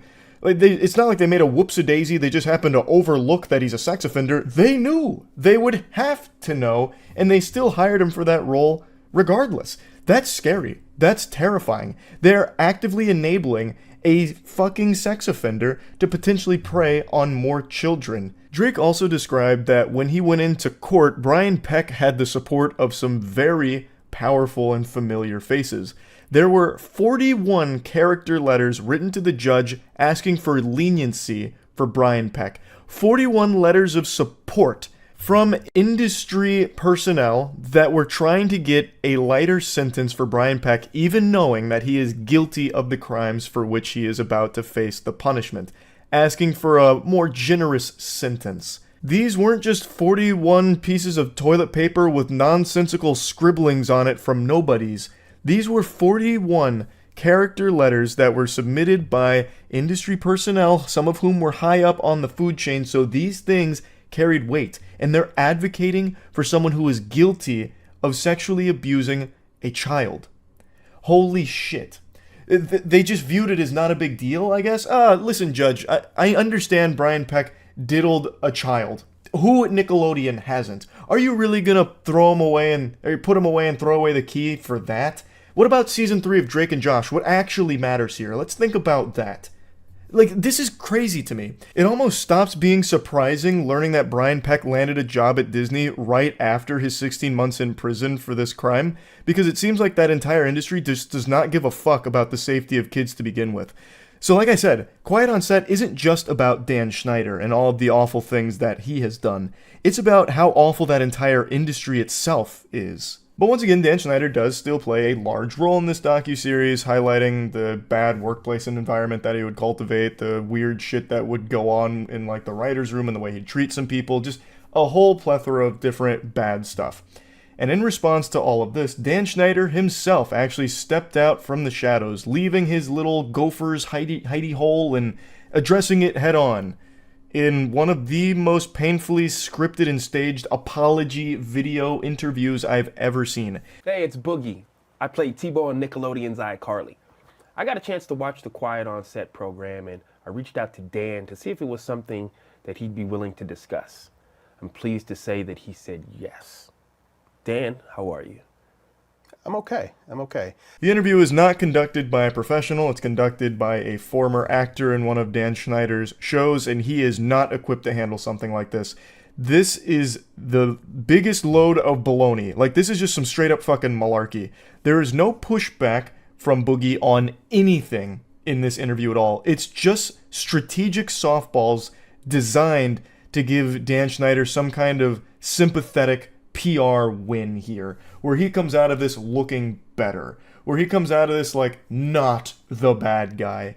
It's so deplorable that they'd even try something like this with a straight face. I think it is extremely transparent what this is, and I'm happy to say pretty much everyone saw straight through this. This did not give Dan Schneider the dunk I think he was expecting it to. This did not make him look any better in the public's eye. It actually just made it look even more sinister that he was able to, it seems, pre-prepare this interview to mitigate the potential fallout from the docuseries airing. Let's talk about the massages. Okay. Watching the content yesterday, it was disturbing. It was wrong. It was wrong that I ever put anybody in that position. It was the wrong thing to do. I'd never do it today. I'm embarrassed that I did it then. I apologize to anybody that I ever put in that situation. Dan, talk to me about the writer's room. From what I saw, not cool. No, and I don't mean to cut you off, but if I can cut right to the chase, let me just say, no writer should ever feel uncomfortable in any writer's room, ever, period, the end, no excuses. It starts with what's supposed to be this moment of taking accountability. Dan Schneider's just point blank apologizing and, you know, holding himself accountable for the sins of the past type vibe. Except he's really not. Like, these aren't things that you just, like, hand wave away with, like, a simple apology. A lot of what was reported is, like, unforgivable bad shit. Like, there's really no way of apologizing for the things that Dan Schneider has done and also been accused of. So it's just, it feels so fucking insincere. And Dan Schneider got away with it, and it seems will continue to get away with it. So he loses nothing by doing something like this, which just makes it frustrating to see him parade around pretending like he cares now all of a sudden. Like, it's extremely easy for him to just be like, oh yeah, that was bad. I feel bad for that. Oh, what a regret. Yep, not good. Like, it's just, I would have liked if the interviewer was someone that would legitimately dive into a lot of these things and actually press him on a lot of these things. This interview never even addresses the things that people want to hear from Dan on, such as like the sexualization of the children in those shows. Even outside of all the foot stuff, Dan included some very inappropriate things in his programs, such as Ariana Grande milking a potato, and then another scene with her getting like splashed with water and shit. Like, all of it was very unacceptable and seems to sexualize the child actors and actresses in his productions. And that was never even brought up in this interview. So this interview just, it doesn't have any real substance to it. It is legitimately just a scripted PR play from Dan. I cut it. I want my shows to be popular. I want everyone to like. The more people who like the shows, the happier I am. Yeah. So if there's anything in a show that needs to be cut because it's upsetting somebody, let's cut it. So I think it's big for you to say with your work, if it's viewed as that today, you don't have a problem. Cut it. Cut it. I mean, that's a solution. The last thing I want to ever do is put any content in a show that's going to upset my audience and make them want to turn off the TV. Why would I ever want to do that? That makes sense. This is him addressing a question that Boogie asked about like inappropriate jokes in there without getting too deep into the weeds, just a broad subject of some of these jokes have aged poorly and people look at them as inappropriate for a child audience. How do you respond? The most softball way of asking this question, mind you, and his response was, cut it. Just get rid of it. I don't want it in the show. If it's aged bad and it makes people uncomfortable or, you know, this and that, cut it. And Boogie's like patting him on the back for it, like, oh my goodness, wow. That's so benevolent. What a great solution. Yeah, that makes sense. What the fuck? It's so easy for him to say that now, but it doesn't take away the fact that you filmed it. If you cut Ariana Grande milking a potato type shit, if you cut some of the foot stuff that you included in there, it doesn't change the fact that you still had the child actors and actresses doing that shit and were sexualizing them. It still happened. That's still bad. Cutting it from the final product doesn't erase what you did. It's so frustrating that there's no pushback on any of this in the interview. He just gets to let him say his piece and then get applause for it. It's so stupid. And when Drake and I talked and he told me what had happened, I was more devastated by that than anything that ever happened to me in my career thus far. 41 of those people wrote letters for Peck, character letters, praising him for who he was and asking for leniency, and they knew that he was guilty. They knew he had confessed to some degree, and they still did this. But Drake's mom, a lovely woman who I stay in contact with this day, she came to me at the time and she said, would you help me with my speech for the judge? And I said, of course. And I did. Dan Schneider's fishing for the Nickelodeon's Kid Choice Award for the best fake crying. It feels super forced and super insincere. Him tearing up while talking about this story. This is him talking about the Drake and Brian Peck case, where he mentions 41 people wrote those letters and it baffled him. And then Drake's mom actually asked him to help her write her piece, which he did. And that leads me to a question of, if you knew all this, why didn't you back up Drake Bell? The way it's described, Brian Peck had all of these people in his corner, but Drake really only had his mom and his brother. Why weren't you more involved then? Like, I imagine that could have been extraordinarily helpful. But regardless, this interview doesn't do anything to change my perception of Dan Schneider, or anyone else's, really, I imagine, because it's still nothing. This isn't really an interview, it's just a PR piece, disguised as an interview. It's just more despicable garbage here. But yeah, anyway, I wanted to talk about this a little bit. Again, the docuseries is called Quiet on Set, it's out now, and yeah, just kind of wanted to go over it a little bit. That's it. So yeah. I remember a decade or so ago, there was this trend where some creepy, degenerate losers would go around in public and try and sneakily take pictures of women's panties by sliding their phone under their dress when they weren't paying attention. They treated it like they were Sam Fisher and Splinter Cell on a stealth mission trying to grab these photographs. And they'd take these pictures and they were called upskirts. If I remember correctly, there was even a Reddit community for that where they would proudly post this, which, by the way, is illegal. They were posting evidence of a crime they had committed on the subreddit. I'm pretty sure it got fully shut down, but right now there is like a Reddit upskirts community, but I think that's something totally different, like a phoenix that rose from those ashes, because it looks like those are upskirts that the people are taking of themselves for that community. But I do remember that there was a huge controversy about that a long time ago, and then pretty much overnight, it disappeared. Just like Godzilla after a big rampage, it just vanished. I'd never heard about upskirts again. I never read any headlines about anyone doing upskirts, getting like arrested or anything like that, until 2 days ago, with a Target creep who got caught on video taking an upskirt of another shopper. And it's become a pretty big story now. So when I first saw this, I thought it was fake. I thought it was like one of those rage bait things that TikTok does really often. Because it really looks, it's so over the top, like I really thought it was staged to be like a lesson, like don't be a peeping Tom, don't be like this guy. But it turns out this is all super real. So he's now facing felony charges for this, obviously. I don't know why there's a watermark here though. Excuse me, what are you doing? No, I just saw you put that underneath her dress. Absolutely you did. No, ma'am, I really wasn't. You absolutely did. Ma'am, I really wasn't. So like, he looks pretty much right at her while she's filming, and he puts his phone under her dress. So I really thought it was like, oh, this is a skit. This is fake. But no, this guy is just that much of a brazen pervert. Degenerate. It's actually real. So I'll show you the follow-up in a second, but no, he actually leaves here in handcuffs. He is facing felony charges, and his whole life is ruined. Rightfully so, because who knows how many times he's done this. Upskirts are a crime. Like, you can't be doing that, obviously. He's a fucking degenerate. His legs shaking, that's wild. Oh yeah, we didn't finish the video, yeah. And also, instead of leaving, he stays to try and, like, talk his way out of it. Like, he was trying to find all the right dialogue options in the tree to get the good ending, instead of just running away like most people like him. So he stays the entire time to get arrested.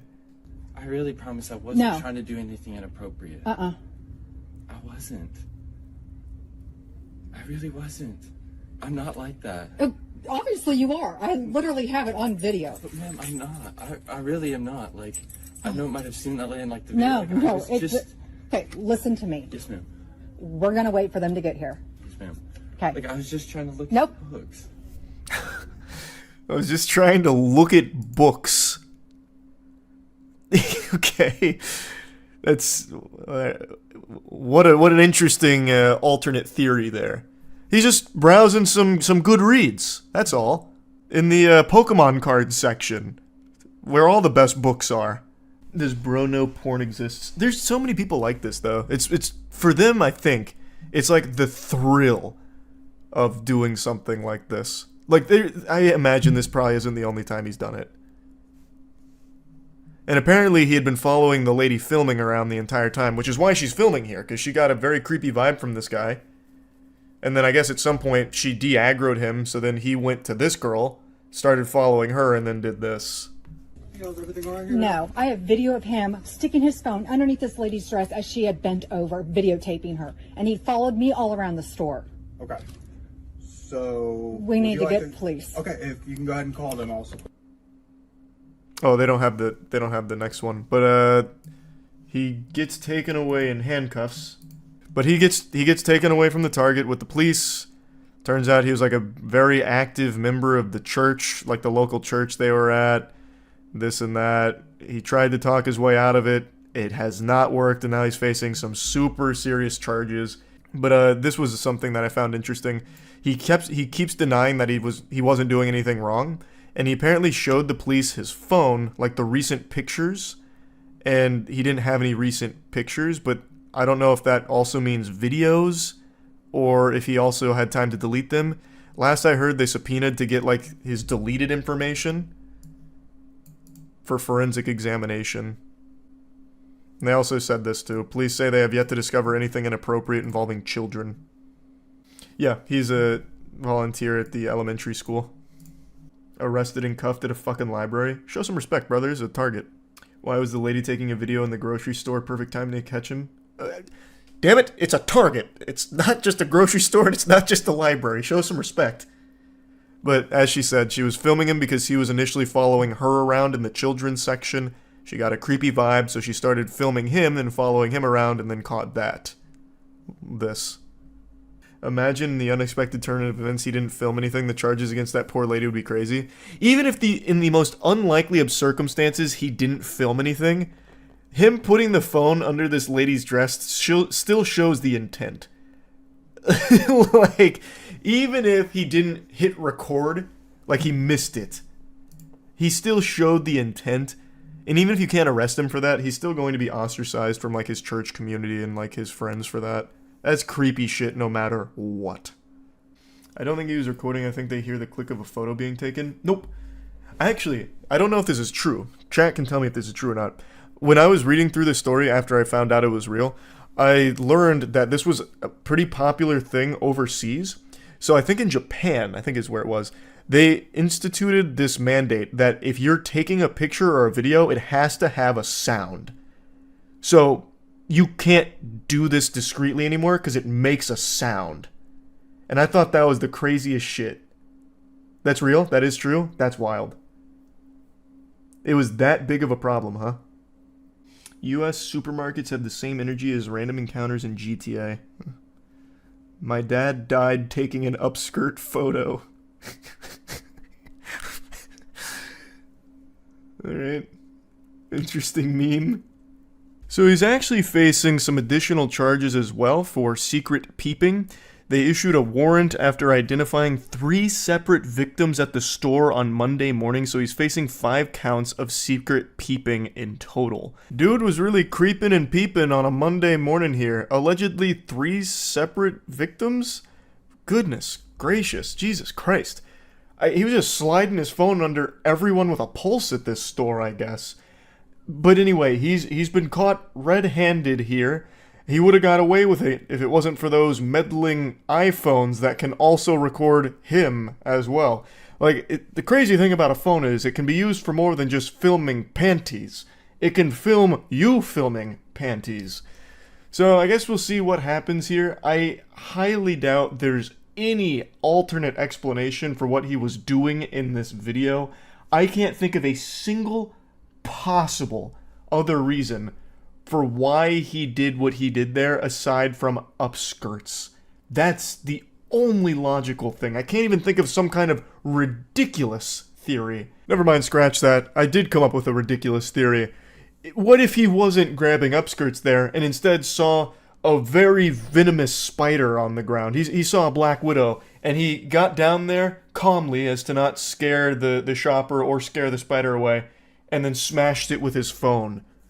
Who knows? Maybe that's the story. Maybe that's what he did. He squished a bug and saved the day. Obviously, I'm fucking kidding with that. The only thing that can explain his behavior here is that he is a sexual degenerate that was grabbing upskirts. So I guess we'll see what charges stick here or what comes from this story. That's really about it. I just wanted to share it. That's it. See ya. What's worse than being a loser? Being cringe. These are 2 very powerful forces of shame. Loser and cringe. But what would happen if you combine these 2 elements? Put them together? Well, Buster, the product of that fusion dance would be Nico D'Ambrosio. A turbo loser cringe specimen, the likes of which this world hasn't seen in many, many moons. Nico D'Ambrosio is a Chicago man who's currently suing 27 women because they didn't enjoy the dates he took them on, and they dared say that to each other in a Facebook group. A private Facebook group, mind you. And Nico, with steam coming out of his ears, said, "This cannot fly in a civilized society. Every woman should be enamored with me, and only have positive things to say. Thus, I'm taking you to court, heathens." That's exactly what he's doing. A Chicago man has taken out a defamation lawsuit against 27 women. One man and multiple social media platforms after finding negative posts about him on the Are We Dating the Same Guy Facebook group.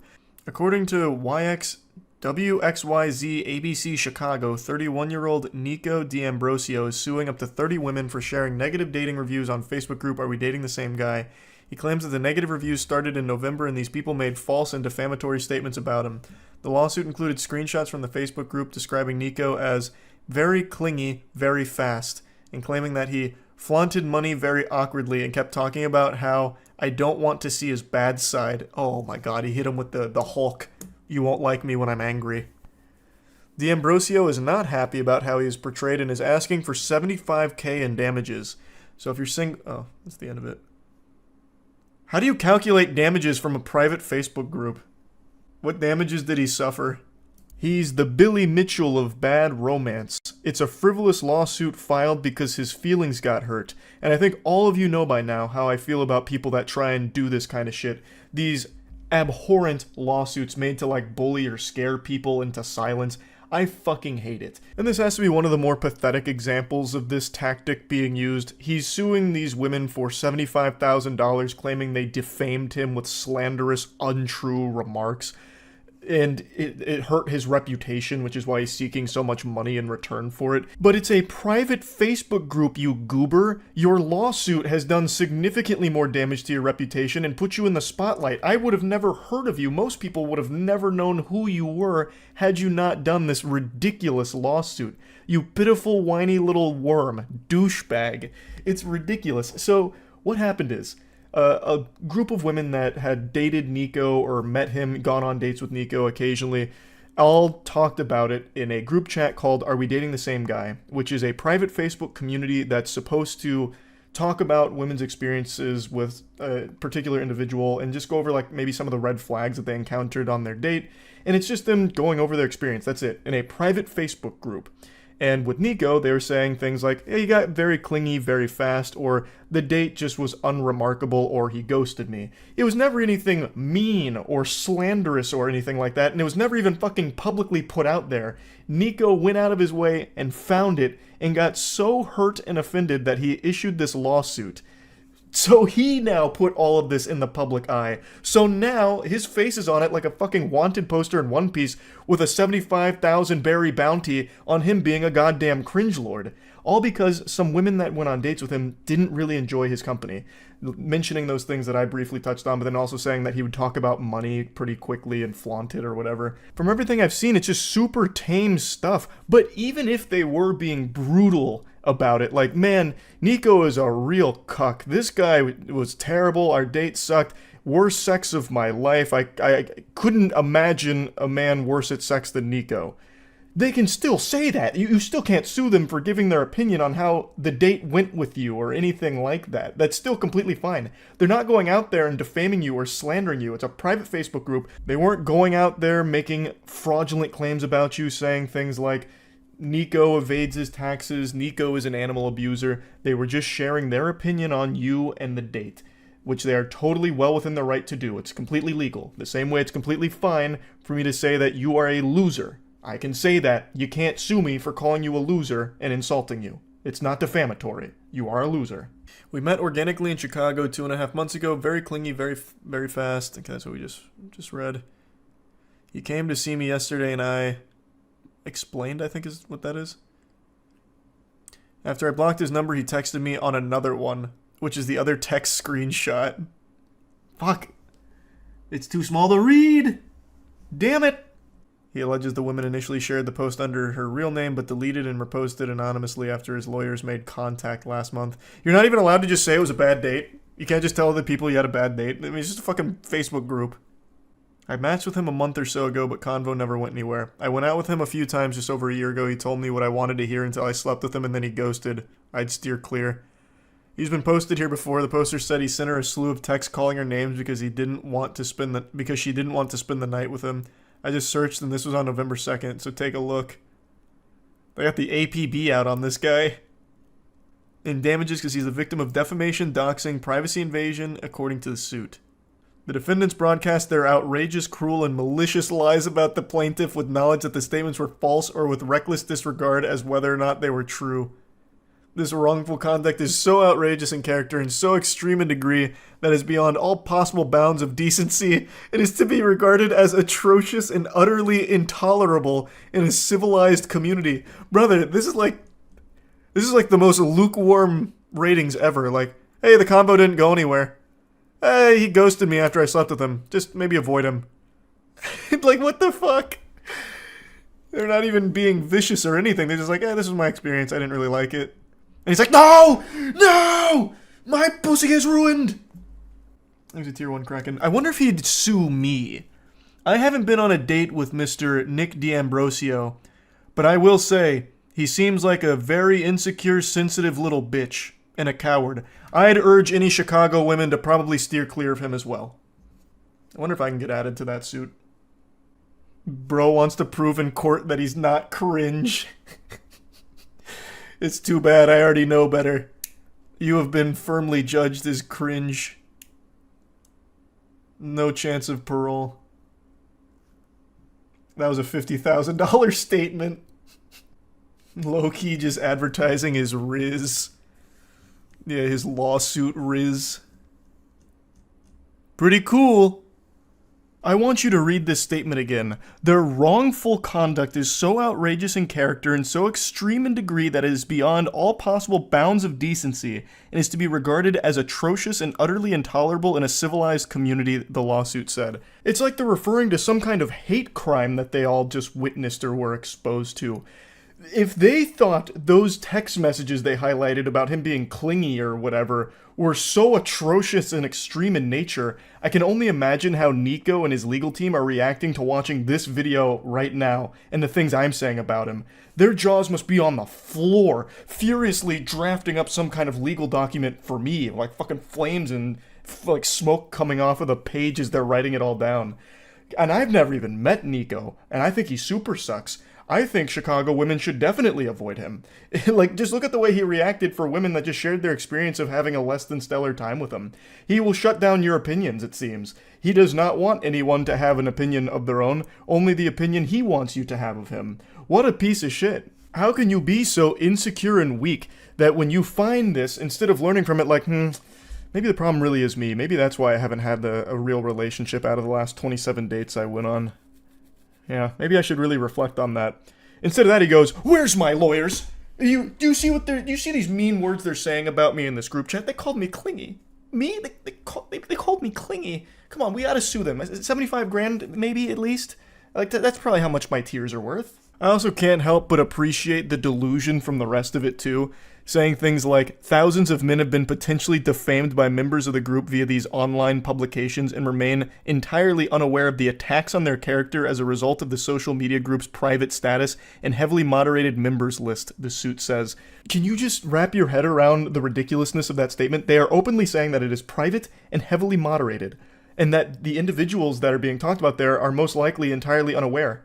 Because this is basically just a tight-knit community discussing their experience privately with each other. It's no different than a break room conversation with coworkers talking. You can't sue someone for a conversation they had privately with others about you. You are going after people for their opinion of you. They are not defaming you or anything like that. And since it's not public, they're not even bringing awareness to you being a weirdo. They are just talking privately with each other about like, hey, listen, this guy was kind of shitty. I didn't really enjoy it. Like, that's it. So if you match with him, just know I didn't have a great time. Maybe you will, but here were a couple of the red flags I noticed. That's totally fine, totally reasonable. There is nothing wrong with it, and this guy is still crying. It's crazy. And the lawsuit's trying to make it seem like it's some kind of almost noble cause, like this shadow organization working in secret has been defaming thousands of men for so long, and the men don't even know it. It's called just having a conversation in a group chat. It's not illegal. You can't sue for that. At least you shouldn't be able to. But this guy clearly has a ton of money at his disposal, and we all know how this system works. We just saw it fucking unfold with Billy Mitchell, actually, since I name-dropped him earlier. If you have a lot of money, you stand a much better chance of winning, even if it's the most outrageous shit ever. So I'm really hoping this doesn't go anywhere, because it is so fucking stupid and shameful. This man, Nico D'Ambrosio, and his entire legal team are absolute clowns. So I just wanted to talk about it a bit more. That's really about it. See ya. You have been lied to. For your entire life, you've been fed a fib. You've been living in a dimension of dishonesty.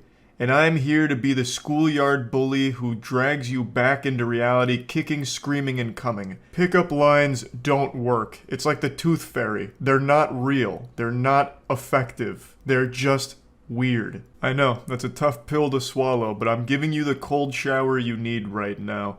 Is confidence important? Absolutely. No one wants to date some sad sack of shit.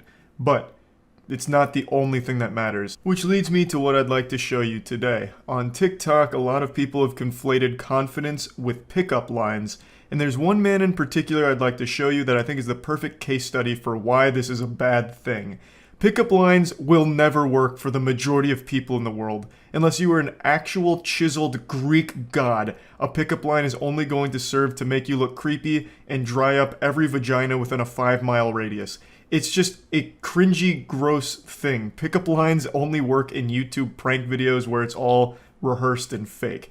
But a lot of people don't seem to know that, so a guy on TikTok has been using pickup lines pretty much every day for the last month on strangers out in public, hoping to get their numbers or go on dates, and he's been rejected at least like 100 times now on camera, it feels like, in only a month, so he's setting a real world record here.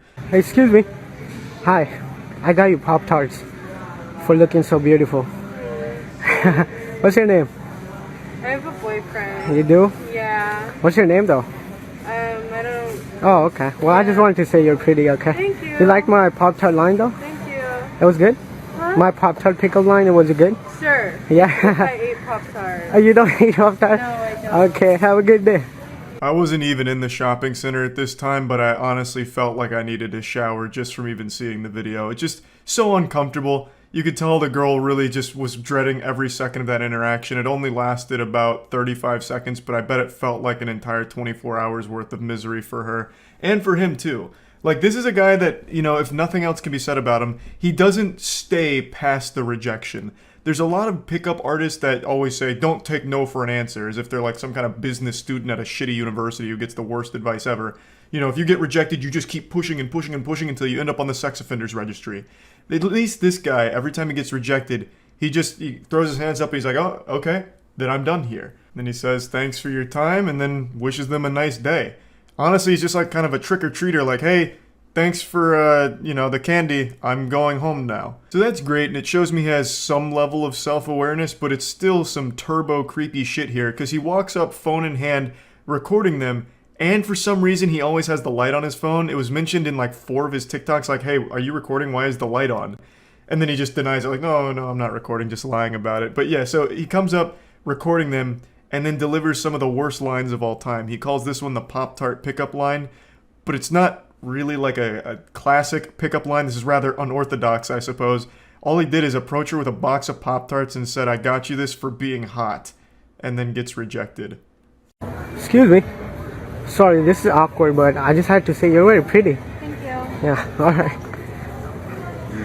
This was the rejection that started it all for this man. This was patient 0. The first time he went out in public and told a girl she was pretty. Came on pretty aggressive. She said thanks and then walked away. He walked away. You know, that's where that story ends. Not exactly a fairy tale ending. They didn't get married in the end or anything. But for some reason, this started it for him. This was enough to get him interested in continuing to pursue this as his main source of content. Excuse me. Sorry, this is awkward, but you're very pretty. Oh, thank you. What's your name? Oh, I'm Jasmine. Jasmine? I'm Nigel. Oh, Jasmine, like the flower, huh? Yeah. Well, you do look like a flower. Oh, thank you. I'm just kidding. What are you up to? My man panicked right there and hit her with the just kidding. That was the real-time equivalent of the classic, hey girl, you're super hot, I wanna fuck, and then 5 minutes later with no response, LOL, sorry, just kidding, that was my friend, that was on my phone, not me, I didn't type that, how are you? Like, you can't just throw that out there and then immediately backpedal like that. He just bailed instantly. Excuse me. Hey, I was just leaving the store, I had to tell you, you look so pretty. Thank you so much. What's your name? Sherry. What are you up to, Cheryl? Buying a charger. Oh, buying a charger? What'd you do? Did you break your charger or what? Losing them. You're losing them? Yeah, what store did you see me in? Are you recording right now? Oh, no, I'm not recording. It's just the light. It's Ray-Bans. It blinks when it sees cute girls. You're funny. I really thought my man was about to run out of this store Looney Tunes style after getting caught red-handed recording. That's usually what's the creepiest part about these kind of interactions is they film themselves, like blatantly filming themselves recording the whole interaction. I don't know how they don't get called out more often for it, but it's super weird every time. But yeah, this was one of his more brave ones, just right in the middle of the store as she's trying to check out. You're pretty. Why are you buying a charger? No, I'm not recording. Yes, I have an erection. So what? Excuse me. Hi, I'm sorry, I just had to tell you look so pretty. Oh. What's your name? Nee, what are you up to, Nee? I like that. What is that? I don't know what's it called. Trying to get you tattooed on my arm. I'm just playing.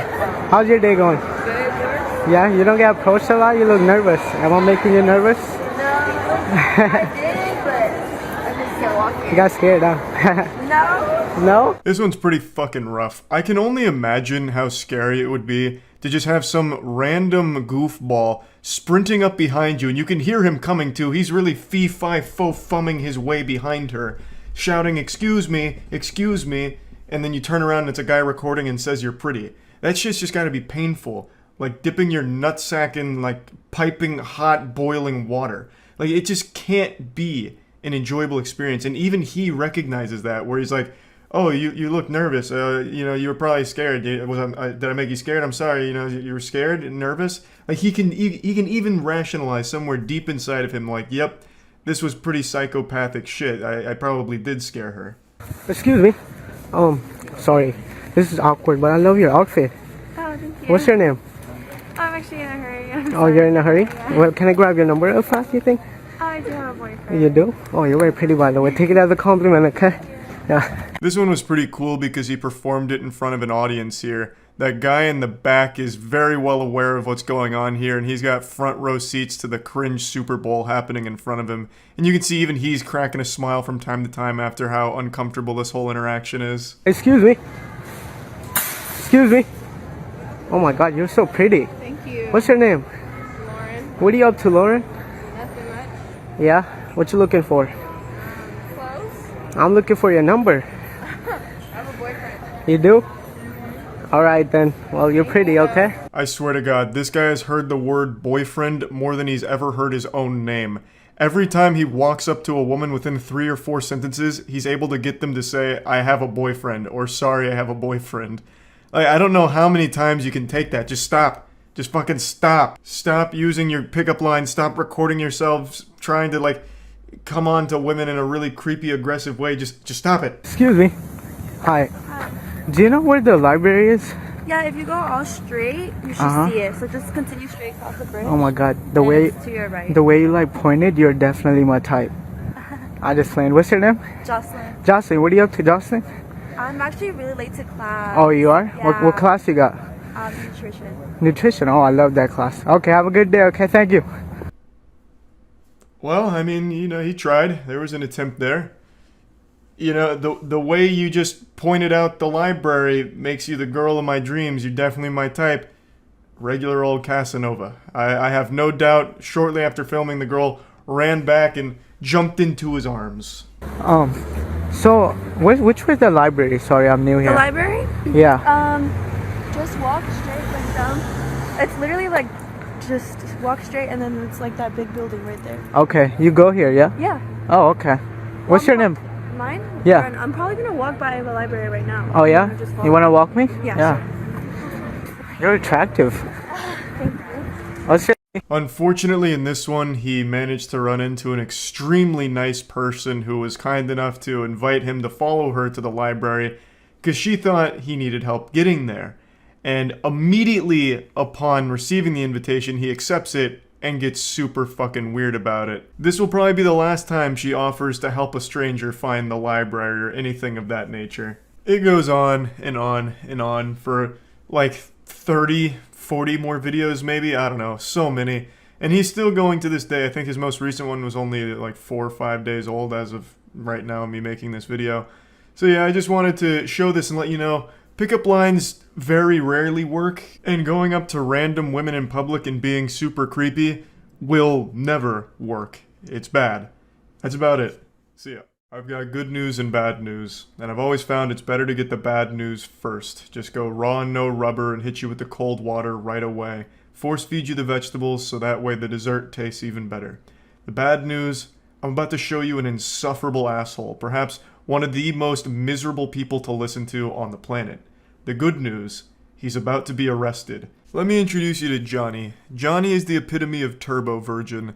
I know this word gets tossed around a lot, but he is a self-proclaimed incel and one of YouTube's most prolific stalkers / woman harassers. This goofy goober looks like if Raymundo from Rocket Power and Tommy Wiseau did a fusion dance and created the world's most socially inept asshole. Now Johnny's whole shtick was he would wait outside of bars, clubs, and even parking garages, literally just fucking live in parking garages until he saw the slightest hint of a human female nearby. And then he would get his phone out and start recording himself, following them, insulting them, and demanding they fuck him. And he'd follow them for what felt like miles. These videos would go on for so long, and always it would end up the same. Them threatening to get the authorities involved because they were literally scared for their lives around this guy because he was completely unhinged. And he continued this shit for about a year. I've known about his pitiful existence for quite some time, but just never really wanted to bring any attention to it for obvious reasons. But now, he pushed the envelope a bit too far and flew a bit too close to the sun, and his tiny little micro dick burned up. He actually assaulted a woman who defended herself from him. He pepper sprayed her, and it was after he instigated the entire conflict, and now that video has surfaced and the authorities have gotten involved and they're looking to arrest him and potentially charge him with assault with a deadly weapon, as well as a hate crime and the discharge of tear gas. The article also alleges that he was recently arrested after getting kicked out of a club with his friend, and while getting escorted out basically claimed white power and some other shit like that, which sounds par for the course for a fucking homunculus like this guy. Imagine evolving for millions upon millions of years and ending up like Johnny. What a bad fucking deal. Just an actual shit stain on the planet. But anyway, I'd like to show you the video that is going to lead to his arrest. What triggered it all here and started this chain reaction where finally it looks like he will no longer be terrorizing innocent people on the streets. Can I hang out with you? That guy just stole my car, so he's dead. Where'd he go? Newport Coast? Huh? Can I hook up with you? What kind of vagina do you have? Is it an innie or an outie? Does it have beef curtains? I'm gonna call the cops if you don't. Yeah, fuck you. Yeah. You're annoying, dude. Why are you following me? Because I want to fuck. That's his real voice, by the way. He's not putting on some kind of show. He's not playing a character. He genuinely sounds like one of the Looney Tunes character Inhaled Helium forever. It actually just sounds like he's making fun of a stereotypical incel demanding tindies from mommy. That is just his normal state of being. He does it unironically. Man's collected all the infinity stones of cringe and ascended to a level beyond pathetic. I'll go ahead and play the rest of the clip. My fat ass cock is ready to get hard for you. Cops are coming right Why would you call the cops on me, bro? I'm just speaking. It doesn't matter. Fuck you, you little bitch, you little void. Oh, you little. Whoa, what's wrong with you?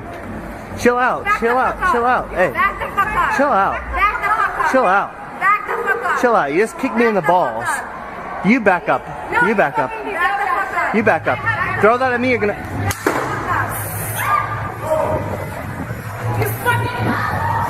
It's an absolute shame that he didn't lose his footing and fall down the stairs in front of him. I've never prayed so hard for shoelaces to malfunction in my life.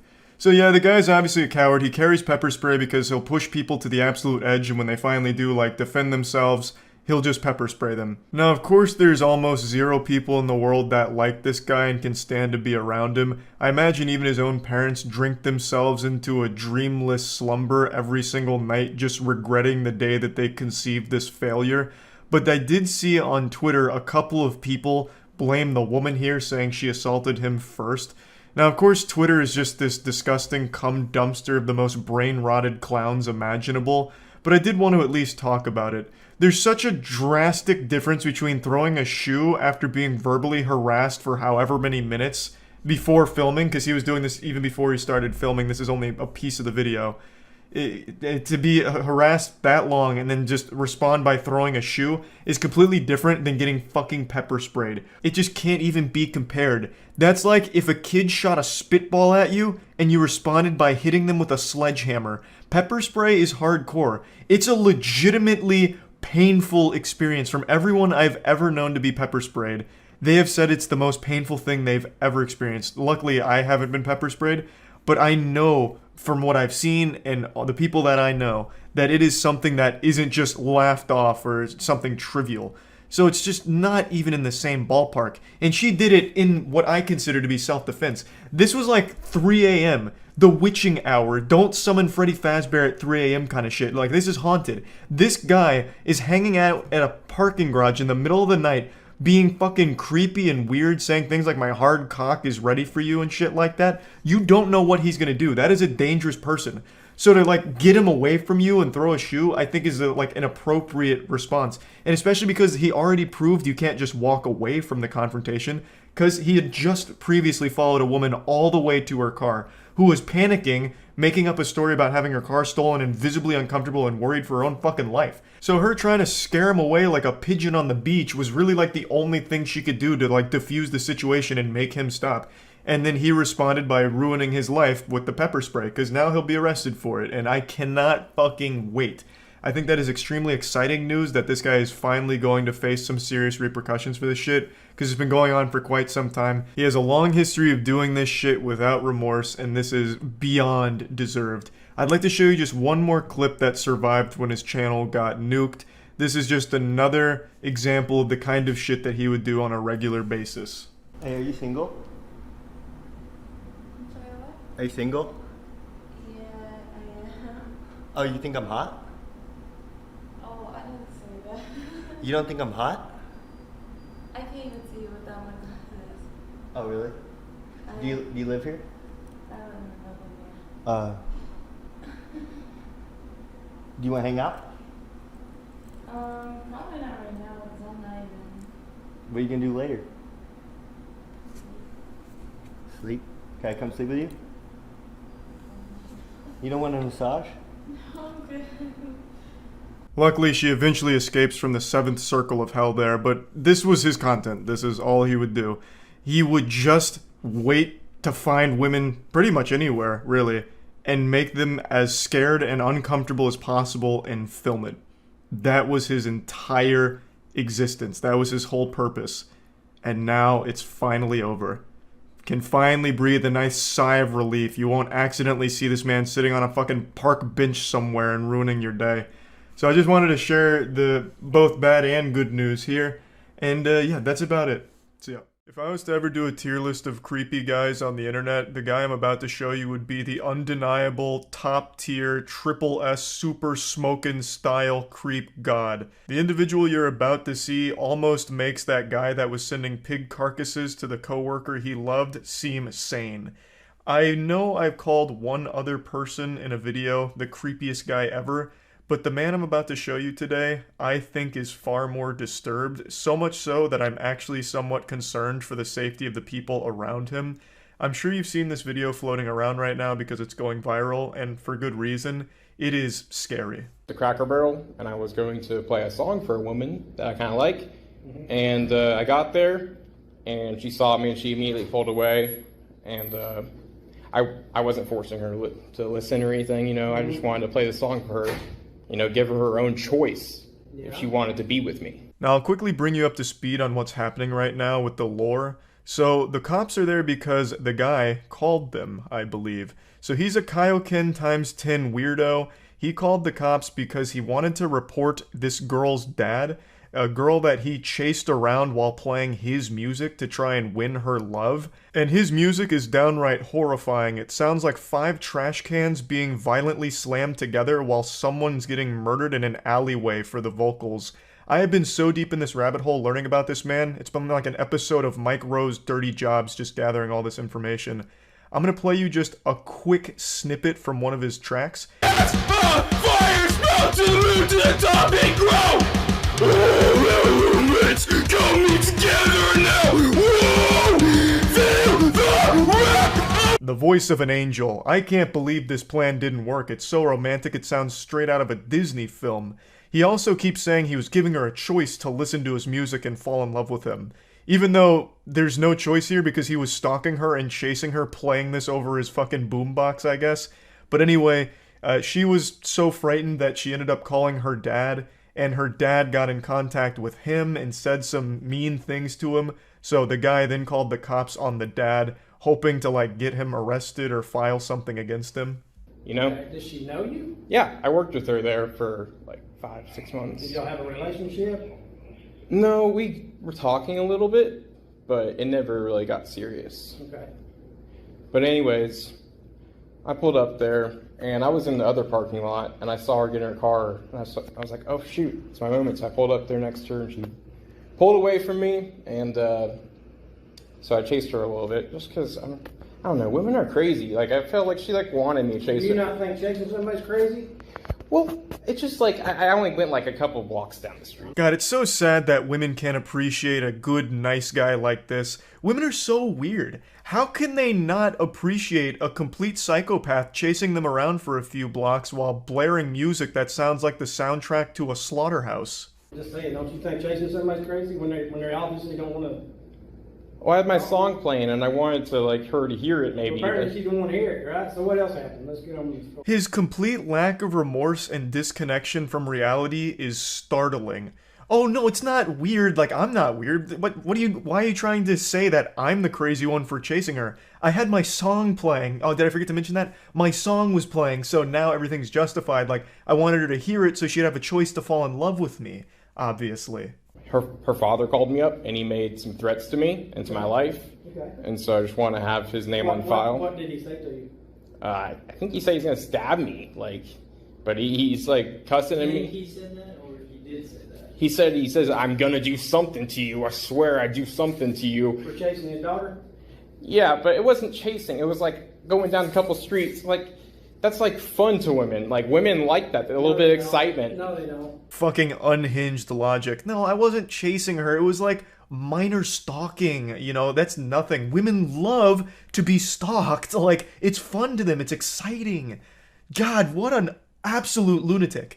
So yeah, the dad calls, apparently made threats against him because I'm assuming his daughter called him in a panic, like, holy shit, this guy's coming after me, and I'm fucking horrified. So the dad is trying his best to, like, stop anything bad from happening, so I'm sure the dad in this, like, passionate moment's like, leave her the fuck alone, or I'm gonna do something about it, I'll give you a knuckle sandwich, why I oughta. I don't think there's anything wrong with that at all. To try and protect his daughter, keep her safe, doing what he can from a distance. Like, get the fuck away from her, you creep. Women don't like to be chased. What about, like, if I was a porn? father, I'd probably tell you the same thing. What about, like, BDSM porn, where women like to have rape fantasies? Well, apparently this girl doesn't. Well, who knows? Most women do like having rape fantasies. It took us only about a minute for him to start mentioning rape after talking about stalking and, you know, downplaying how stalking's not a big deal. Immediately brings it to BDSM and rape fantasies. From fucking out of nowhere. Oh, you're gonna call me crazy for chasing her? Well, what about rape? You know, there's rape fantasies in porn, what about that, And then he has the gall, the chutzpah to say most women have a rape fantasy. It's blowing my mind here, this guy's thought process. Fucking crazy. I'm also 100% sure he's never had an actual conversation with a woman. When he mentioned at the beginning they were kind of talking, I imagine it's because they were coworkers, and she said, like, hi to him occasionally, or, like, while they were working, were like, hey, need to do this. And that, to him, was, like, meaningful interaction with a human female. This is, like, a scary individual. His brain immediately jumps to rape when confronted with his actions. Okay, do you think she does? I don't know. But apparently she don't. Well, so what do you want us to do? Well, I just want you to get his name on file, just in case he does do anything to me. Do you know his name? I know his daughter's name. What do you know his name? I know her name. I don't know his name. He called me from a restricted phone number. Okay. Here's my suggestion. Leave her alone. A great suggestion from the officer here. Superb. Just get the fuck away from her. Leave her alone. Solves all the issues here. Case closed. Didn't even need Dr. Phil on this one to get to the bottom of it. The solution was obvious. Just get away from her. Well, this is one song I made, and this was the final chance I was going to have. Here's my chance. Here's my advice. It's over. Leave her alone. Okay. Fathers will hurt you over their daughters.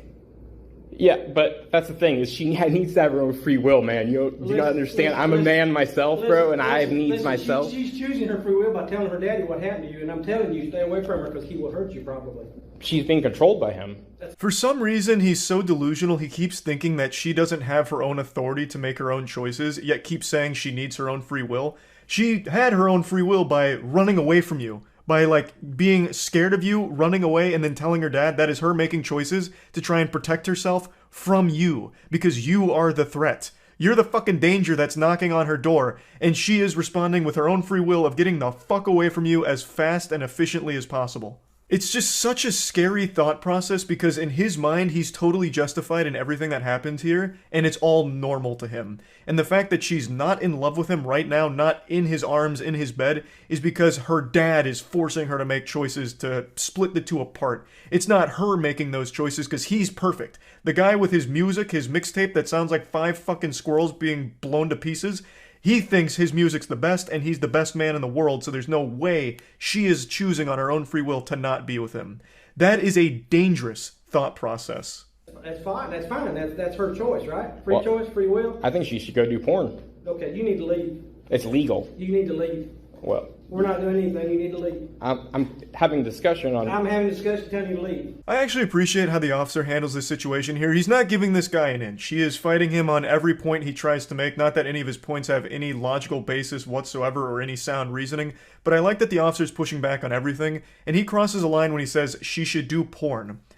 Where does that even come from? Like, everything this guy is saying is a giant red flag, and he needs legitimate help.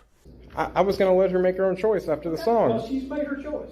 And I just don't think she had a reasonable opportunity to make a choice, because I'm going to blow up, and I'm going to be a famous DJ, and I'm going to be like... How old is she? He still really believes that because she didn't finish listening to his song, she didn't have the right to say no. She didn't have reasonable basis for declining and rejecting him, I suppose.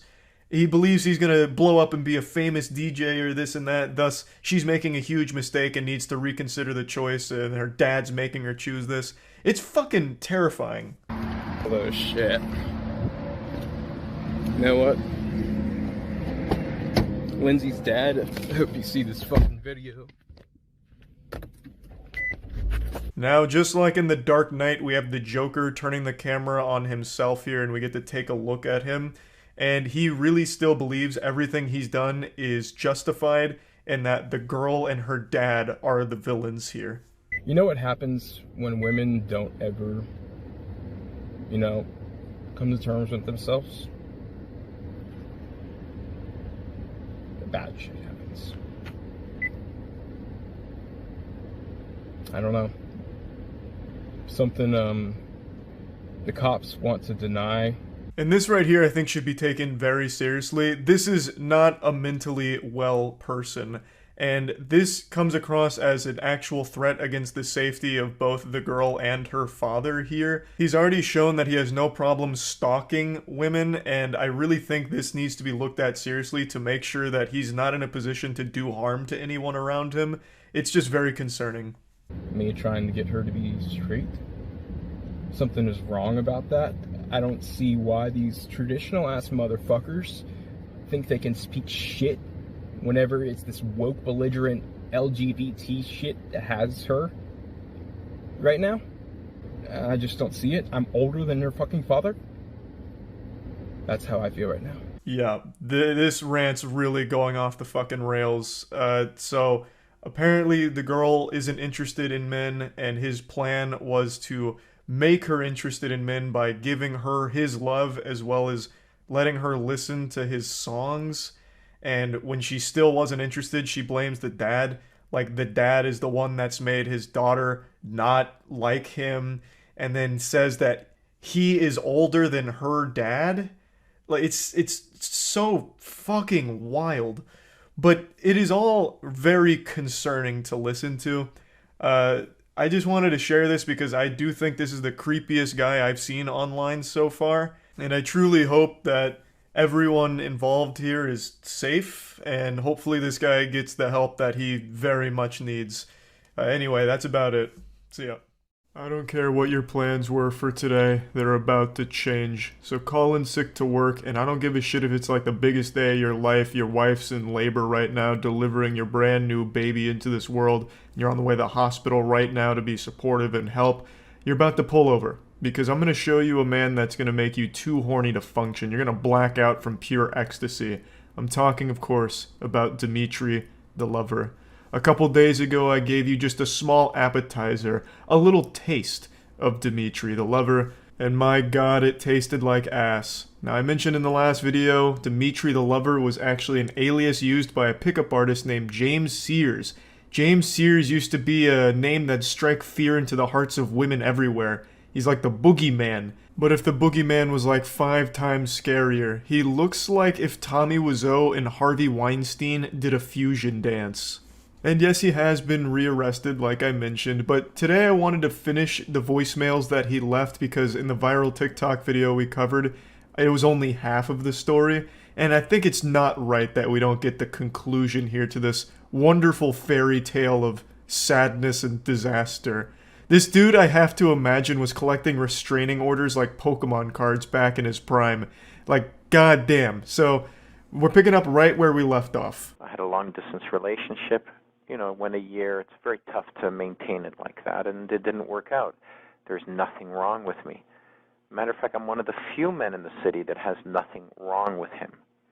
It's about time, finally, a man with nothing wrong with them. A sane, rational, nice guy. I don't even know why he brings up a long-distance relationship that failed. I guess he's just still very upset about it, and you can still kind of hear that pain in his voice. It's just an old scar now, a battle wound that he can't help but pour salt in. Oh yeah, the relationship failed all because of her, no fault of my own. There's nothing wrong with me, she did it. But it doesn't bother anymore, I'm completely over it, I've moved on, I swear to God I've moved on. I've had sex 50 fucking times a day ever since, and I'm much happier now, I fucking promise you, and don't you ever question whether or not I'm happy about it. Also, I have to doubt whether or not this relationship ever existed in the first place. It seems like another classic manipulation tactic from pickup artists where you're supposed to make yourself look as pathetic as possible in front of a woman, hoping that she feels bad enough to have sex with you. So I'm giving you that 3 o'clock deadline. If I don't hear from you, you lose my number. I'm erasing yours right now, so you won't be hearing back from me. So that's it. 3 o'clock tomorrow, or you can just completely forget it. Actual serial killer vibes coming off of this guy here. Straight up the Riddler from the new Batman movie. Hitting him with the less you have of it, the more valuable it becomes. But instead of the answer being friends, in this case, it's brain cells. I don't understand how someone becomes this delusional, this out of touch, and not have a single iota of self-awareness like, damn, this is creepy. He is actually pretending to be a fucking movie villain. Now, I understand if you've got other issues, like maybe you're not playing games, maybe you've had, I don't know, maybe you were abused in childhood, maybe your mother has cancer, you're going to chemo, maybe you're just a person who's extremely frightened or has an anxiety disorder, maybe you're on some medication for that, I don't know. There could be another issue that I'm not aware of. Honestly, that's the only logical explanation for why she hasn't called him back yet. That she must have been abused as a child. All of that trauma from her childhood makes it very difficult to fall in love with a real, good man like James Sears. Honestly, this voicemail reminds me of the movie One Missed Call, the old horror movie that scared me when I was a child, where you get like a phone call and it's a voicemail of you dying on the other end and then you die in real life. Getting a voicemail from James would be scarier than if One Missed Call was real. Like, this guy is so unbelievably creepy, he's making my butthole pucker. Like, I just feel like I'm going into fight or flight mode just listening to this voicemail from the outside. I briefly hinted at deeper lore in the last video with the whole James Sears anime, and once we're done with the voicemail, I'll get into it a little bit more, but he actually had his own weird, creepy newsletter too. So it wasn't just directly harassing women and making them feel unsafe, he also did it using writing as well. But nobody says, call me, hands a person a business card, and then doesn't return calls. It's extremely passive-aggressive. You should actually look that up, passive-aggressive personality disorder. and you let me know if you've got issues, psychological issues, if you're on any sort of medication for anxiety or depression. I'm not interested. Dude's making this sound like one of those dick-growing pill commercials like Cialis or whatever. If you're taking any of the following medication, then Dimitri the Lover's not interested, and then just goes into list potential side effects. You also gotta love the pickup artist classic of insulting the women. Oh, you should look into passive-aggressive personality disorder. I am a licensed psychiatrist, so I'm diagnosing you, in fact, with that personality disorder. And you're lucky that I'm even taking the time to continue talking to you because you're diseased. You're filthy. That is an actual pickup artist staple. Just point blank insulting women and being obnoxious assholes and expecting sex in return. Just like, hey, you stupid bitch. You disgusting harpy. I bet you suffer from loose pussy disorder. But whatever, I'm a nice enough guy to give you the time of day. So when are we fucking? It's so baffling to me, because almost every pickup artist guru I've ever listened to recommends some type of manipulation tactic that includes belittling and insulting the woman. And you can see it on full display here in these voice messages. Okay? But if you're psychologically normal, and you haven't called me because there's been some horrible thing that's happened in your life which prevented you, that's fine. But otherwise, don't call me. Okay? Bye. Yeah, that's right. There's only one excuse for not calling Dimitri the Lover back, and that's if you've been kidnapped, or maybe severely injured by a falling meteor or something. That's the only possible explanation for why someone wouldn't return Dimitri the Lover's phone calls. I love that perspective. Oh god, she hasn't called me in a week. Something must be wrong. She must have been kidnapped by terrorists. I'm gonna have to leave her an angry voicemail about it. It's so wild. She must have been abused as a child. Otherwise, why didn't she call me back? It just doesn't make any sense. I'm just such a catch. I'm the only guy here that is just perfect for her and she hasn't called me back. Thus, something must have gone awry. Maybe she has some kind of psychological disorder. Yeah, that's probably it. She's not sane like I am. So weird. But anyway, that's the end of the voicemails from Dimitri the Lover, at least the ones that I find. This was the director's cut of it. However, that's not where James Sears' story ends. So like I briefly mentioned, James Sears had a publication that eventually got him tossed in the slammer. That's what he was arrested for. The publication was very anti-Semitic and misogynistic. He was arrested on hateful conduct and then rearrested after breaking parole. I've only been able to find a few snippets of his publication, and you can see just how deranged this shit looks. It's like an old GeoCities internet page in like the late 90s. It is formatted like it's actually from a crazy person in Arkham Asylum. This shit is bafflingly wacky. And it's not easy to say this, but I'm gonna say it anyway. It makes me question whether or not Dimitri the Lover really was as sane as he said he was in those voicemails. He said he was the only man in the city with nothing wrong with him, but then I look at this publication and I think to myself, are you sure? You sure there's nothing wrong with you? You know, I just have to doubt it. But again, it's Dimitri the Lover, alright? The savant of seduction, the savior of sex, right? Like, who am I to question his expertise? But yeah, anyway, I just wanted to at least finish the voicemail and tell you a little bit more about James Sears, aka Dimitri the Lover. Yeah, that's about it. See ya. About 4 or 5 months ago, there was a TikTok account that I was made aware of. I won't say the name of it, nor will I say the name of the channel that I'm about to talk about here. And as always, please don't go and harass this person. But the TikTok account, it was basically one guy going into these pseudo-intellectual takes trying to break down why women are the way they are, implying that they're stupid and built differently, making them inferior to men, saying things like they can't get close to God like men can, and that they can't be trusted. Just horrible shit. He'd also imply that they only care about big dick and a lot of dick. And like, yeah, the only way to get laid is by having a huge sledgehammer penis. Science confirmed it. It's just like really alarmingly terrible shit. And over time it became more and more clear that this guy just doesn't like women. He seems to just hate women. Just really awful shit. He eventually got banned for it, luckily. But now he's taken that filth and put it on YouTube. And I just wanted to share a little bit of it with you. So this is a video of his called Women Are Not Real.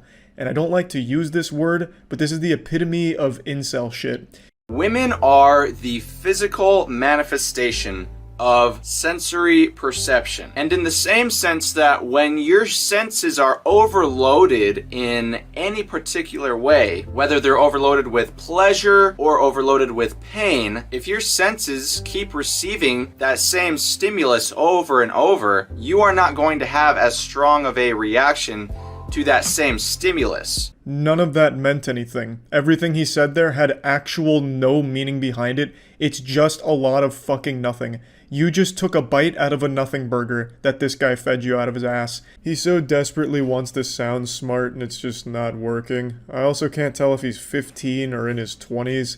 It's impossible to know for sure, but it looks like he's still going through puberty. In this same sense, being that women are the physical manifestations of this phenomenon, that is why women's value must be preserved. They can't be trusted to handle anything of greater responsibility, anything of greater importance than daily household chores and taking care of babies. Not taking care of children, taking care of babies. Well, that sounds a bit alarming, a bit of a red flag, but who am I to question the expert? Just look at the amount of books he has on his shelves. This guy's clearly a genius. He also even has some cursed ancient Egyptian relics back there for some reason, like the fucking Millennium Puzzle or something.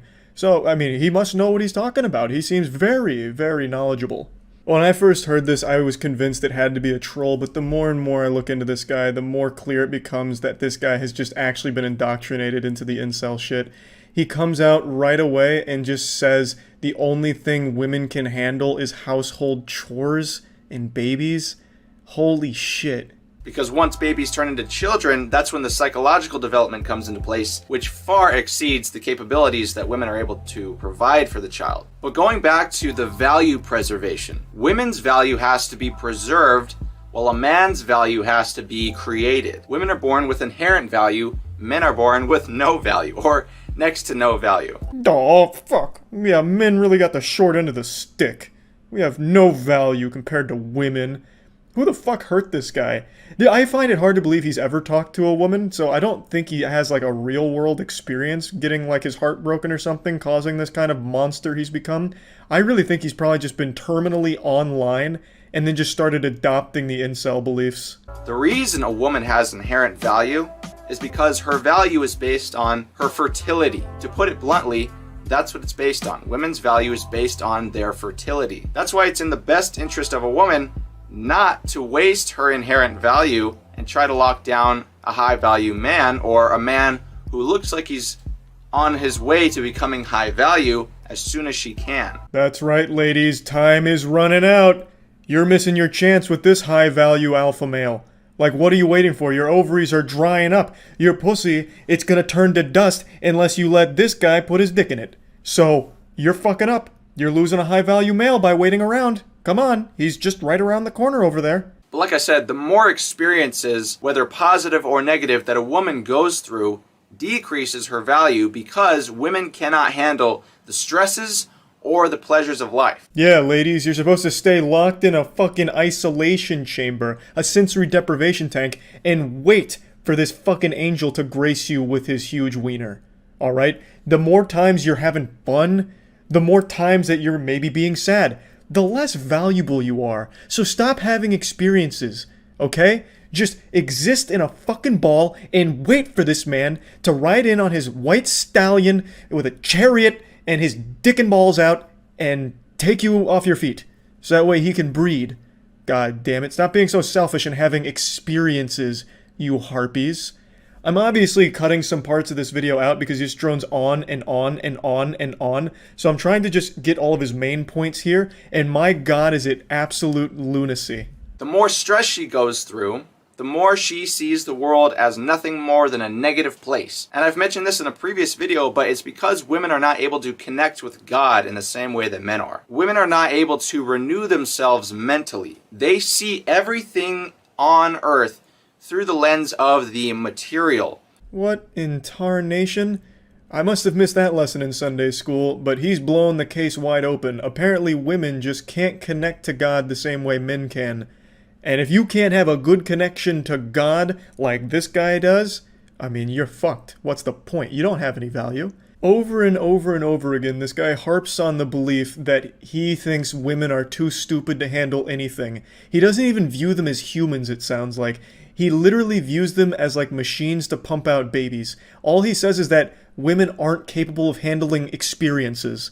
That's like his main point right now. They don't have the same mental fortitude that men do, nor do they have the same connection to God that men have. Like, what the fuck is even wrong with you to think that for a second? They see everything on Earth through the lens of sensory perception. If something doesn't excite them enough, then it's not a good thing. If something stresses them out too much, then it's also not a good thing. Everything has to be new, everything has to be fresh, everything has to be exciting all the time, 100% of the time, otherwise it's bad. That's how women see the world. They don't have an accurate lens of reality through which they see the world. They just don't see reality. Oh, but this guy sees reality. Yeah, this guy's really grounded in reality. This guy is so perceptive to reality. He's like Doctor Strange. He can see every possible reality in the known multiverse. Oh my god. And then he talks about women like they're all exactly the same, just fucking clones of each other. He can't even wrap his head around the idea that people are different and not just what he reads about on these weird fucking subreddits. They interpret the quality of reality through the type of sensory input they're receiving. That's why girls don't work out. You ever wonder why the vast majority of women don't work out?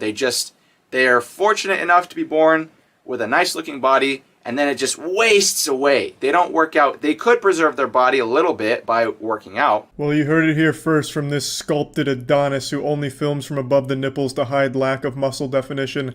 No woman has ever worked out, or at least not many of them. But that's why. It's because it hurts. Working out hurts. And since women only interpret the world through sensory perception, anything that hurts is a bad thing. They can't handle it. They literally can't handle working out. That's how strongly this influences their mind. And just as when I was saying earlier, when a woman goes through too many negative experiences, she's not able to renew herself because women are not as connected to God. They're not able to refresh themselves psychologically. They're not able to detach themselves from the material world. Yeah, you suck. You just fucking suck. Blows my mind that somebody like this not only exists, but also is delusional enough to post it online. Just literally put his face on this garbage. I can't imagine this is super helpful for him in his career if he has one, or if he's trying to make a career out of getting professionally banned on TikTok repeatedly. So do pleasure experiences. If a woman has the best sex of her life with a guy, she will never be able to enjoy another man again. Oh, so that's what happened here. The old 2-inch glory wand isn't getting the job done?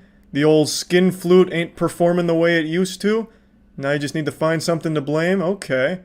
Now we're starting to put together the pieces of this jigsaw puzzle. Even pleasurable experiences are too much for the woman to handle because they cannot refresh themselves. They can't see men in a new light. They can't appreciate different aspects of the man. All they see is whoever gives them the most dick, whoever gives them the most exciting experience. I wonder if this guy actually believes that all women are just this wiener-hungry monster that's just constantly, like, foaming at the mouth for more cock to munch on. But it's never his wiener. You know, like, I can't imagine that he truly thinks that the only thing that matters to a woman is a penis. Like, how delusional. My god. I cut out a really long section where he just goes into divorce court, and to be fair, divorce court's pretty corrupt, like a lot of things. I don't think there's many people that would argue that divorce court is great, but he goes from that right back into, the only thing women care about is dick. Who gives them the most dick? They collect dick like Pokemon cards. My dick's good enough, goddammit! Whoever takes her on the most expensive date, on the more expensive date, he's the one who's gonna take the cake. She will forever look at every other date after that with a sense of pity. You ever notice how girls who've been ran through or just more attractive girls tend to look at men with a sense of resentment or a sense of pity? Bro, they look at you with a sense of resentment and pity because you are pathetic and creepy. Like, it's not... You make all of these massive generalizations. It's nutty. The things this guy says and the points that he makes are things that you would have read in Elliot Rodgers' manifesto. It's dangerous shit to actually fall into this pit where you think women are only here for men's pleasure and they only care about 3 things: dick, money, and height. I don't know if he even mentions height. I don't remember in the rest of the video, but he's already talked about how they only care about the biggest dick, the most dick, whoever has the most money. Or they look at nice guys definitely with a sense of pity as well. It's almost like, oh, it's so cute. Look at him trying so hard. He thinks this is actually impressing me. Look at him trying so hard to impress me. Why is he trying? It's almost like they're confused. They're like, why is he trying so hard to impress me? What have I done to deserve such effort? Even they are not confused about the amount of value they provide. Even they understand that they are ruined. Even they understand that their value has gone out the window. It went out the window with the first 100 guys they slept with. And I do mean 100. God, it's so fucking painful. Even women in their dumb, small brains understand that they're ruined because they didn't fuck me. Even they understand with their primitive understanding of God and sensory perception can understand they're not worth the effort of a nice guy. Ugh. It's so gross. Therefore, women are naturally going to have more options. It just makes it seem like that. That's why women's egos are through the roof. That's why the moment they don't get this attention, they go fucking nuts. Because it's been that way their entire lives. Don't be fooled. Even they understand that their value is gone. That's why they don't like guys treating them with appreciation. That's why they don't like guys treasuring them. Because they know they're not treasures. This guy's definitely undergone a transformation. He's digivolved from nice guy to fucking creepy cult leader weird man who don't like women no more. They know they're not worthy of that treatment, but they're in such denial. Women are masters of self-denial. They don't deny themselves anything. They'll take anything they can get. Women say men will fuck anything, and then be the anything that gets fucked. This guy's heart has been broken many times. It's like the Grinch with Christmas. Just can't stand it now, huh? He just really can't even tolerate a woman from the sound of it. And I have to wonder, how does this all tie into the title, Women Are Not Real? Everything he's saying here still confirms their existence. I understand it's supposed to be like a clickbaity title, but I mean at least like relatively connect the two in some way. It's so funny because for all the resentment towards men that ran through women have, they sure do seem to have sex with them all the time. They'll still take anything they can get. It's not like they turn down men's advances. It's not like, oh, so it must be pretty easy to get laid if women aren't allowed to say no. Apparently, no woman has ever turned down a man's advances. Because then he goes on to say that they just fuck anything that moves. So, wow, I mean, I guess it's pretty fucking easy. You just gotta take that first step, like, hey, sex? And it should work out just fine. they're able to make it seem like they're just victims and really the men are the perpetrators. Things are much more nuanced and complex than the vast majority of people will ever realize, much less admit to. But I don't want to ramble on for too long. I think I've spoken on this long enough. He is right about one thing. He rambled on for way too fucking long. It was a chore to sit through this video. And to really add insult to injury, he uses an anime profile pic of Johann Liebert from Monster, which is a pretty good anime, and a pretty fitting profile pic for this guy, I think, because he strikes me as a psychopath. Like, the shit he says is so disconnected from reality, while trying his best to convince himself that he's the only one living in reality. His big bombshell point he makes at the end, which I completely cut out because it's too stupid, was women have more options than men. They can have more sex than men when they want to. That was like his big gotcha at the end, and treated it like it was some huge government secret. Such a fucking wild ride of a video. But yeah, anyway, that's about it. See ya. I've stumbled across the creepiest dating coach the cyberspace has ever seen. He's like a Galactus-level threat to getting laid. Like, if you ever wanted to ensure every woman is frightened of you, follow his advice. But also, if you want to follow his advice, make sure you got your piggy bank ready to turn over, because you gotta pay for his course on it. This is his slogan: alpha dominance in dating, rise above the rest. And then if you scroll down on his homepage, it says, navigate the fog when it comes to women, it's time to level up. Now, I'm gonna show you all the videos he's been posting to try and drive sales to his picking up women course, the steaming ham tutorial step-by-step guide. And he's pretty much exactly what you're picturing right now after reading It's Time to Level Up. He legitimately looks and speaks like a Redditor who's just reading off of old Ask Reddit pages from 12 years ago. You do not have to accept her rejection. You couldn't script a worse start to this lesson. You don't have to accept her rejection. Brother, that's like the #1 thing you should accept, not just with women, but with people in general. Nobody likes the pushy douchebag that refuses to take no for an answer. The guy's out here cosplaying as a car salesman, treating romance like it's a Yu-Gi-Oh! Duel. No, I will not allow this to happen because I have this trap card. The conversation will continue whether you like it or not. I'm a professional dating coach and I teach guys how to understand the female mind. Now, if you're one of the people that haven't applied anything in my course or my videos or anything like that, this video is not for you. This is an advanced technique. This ain't your grandma's flirting no more. This ain't Weenie Hut Juniors. This is forbidden jutsu. While you were out partying, he was inside, studying the techniques, and he's bestowing upon us his sage wisdom with the advanced stuff. This is a man who has mastered the female mind, and he's sharing all of its secrets with us and telling us all the techniques to make it bend to our will. You don't have to accept her rejection. Now, here's an example. I was talking to a girl, and she said, oh, you know, I'm not really interested. And I, instead of just going, okay, and then just turning away, I did this. Why would you not be interested in me? I'm the best. It's genius! The chosen one! Lisan Al-Gaib! How could we have not thought of that technique? Whoa! Instead of just accepting when a girl isn't into you, you say, wait, but you should be. No, you! He's done it! He's cracked the code! His midichlorian count is beyond our comprehension. Behold, the patron saint of pussy has come! Yes! So instead of accepting a rejection, you keep pestering her about you being the best. If that's not the most cringe shit in the world, I don't know what is. Absolutely the best. And she's like, oh, how? I'm like, well, you'd have to come over to my house to find out. And you'd also have to be okay with kink, and you'd also have to be okay with my mastery of the ropes and the fact I have multiple women. And actually, maybe not. Maybe you wouldn't be the best for me. Yeah, fucking right, dweeb. She'd see through that lie so quickly. The only thing you're best at is top lane one-trick Teemo in your fucking anime club Discord group. No shot that would ever work in a real situation. If you said that to a living, breathing human being in the real world, she would be so immediately creeped out by you, she'd be running away, fucking screaming for help.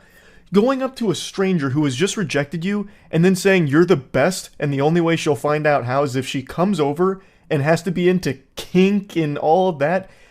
What fantasy are you living in? You're so fucking porn-brained if you think that would ever work on just a total stranger. It makes you sound like a serial killer, like she'd go over and it'd be a scene out of Dexter's early seasons, fucking plastic put up everywhere as you're about to dismember her. She'd have to be okay with your mastering of the ropes and your multiple women. A, saying multiple women in this context makes it sound like multiple victims more than anything, and B, I don't know who put this into the heads of some, like, really desperate men, but most women don't like to hear that you're fucking a ton of other women, too. Like, that's not really a turn-on or anything. I know that a lot of delusional dudes think it makes them seem more desirable to women, like, oh, it's okay if you tell me no, I have, like, 16 other women that will tell me yes. Your loss, I suppose. But it's not really, like, a flex or anything. It seems super weird. It is super weird. She started going back and forth with me, and I started building attraction in that because now I had sidestepped her fucking rejection. Granted, keep in mind, I didn't force it. I didn't say, no, you're gonna... I just played into her little fucking game. I knew she was playing with me a little bit, or just kind of disengaging, and I gave her a little bit of fun. You want to know what I did with her later? Of all of the things in the world that have never happened, that has never happened the most. That is the most didn't happen shit of all time. What a bunch of baloney. Actual horseradish on this story. Just a blatant lie trying to get dudes to buy into this fantasy that he's selling, to try and go to his website and give him money for the worst advice you'll ever hear.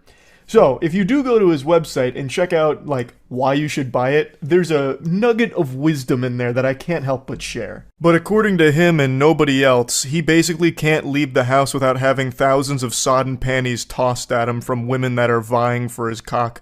So if you go to why you should purchase the course and what you get, he says proven results with over 100,000 Tinder matches in 2 years, which is an outrageous number. He's fucking entire cities worth of women.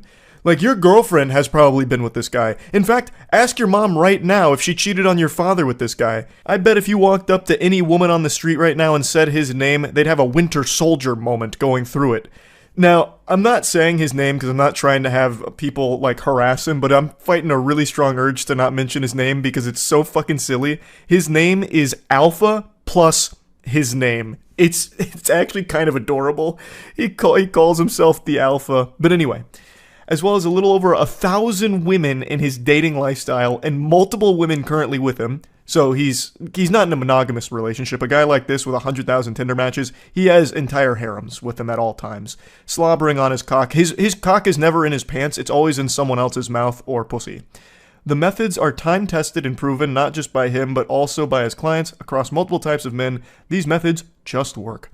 Don't settle for mediocrity in your dating life. Embrace the alpha mindset and unleash your true potential to attract the partners you desire.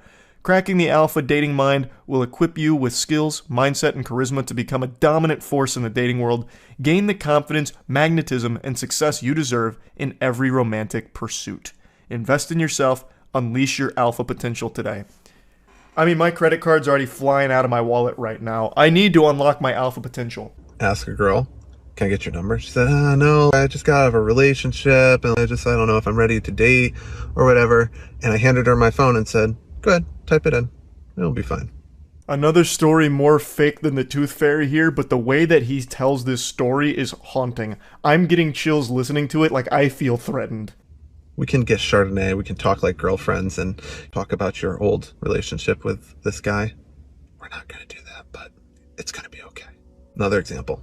Once again, not forcing it, not being super aggressive. She can say no again, which at that point I would have disengaged. But guess what she didn't do?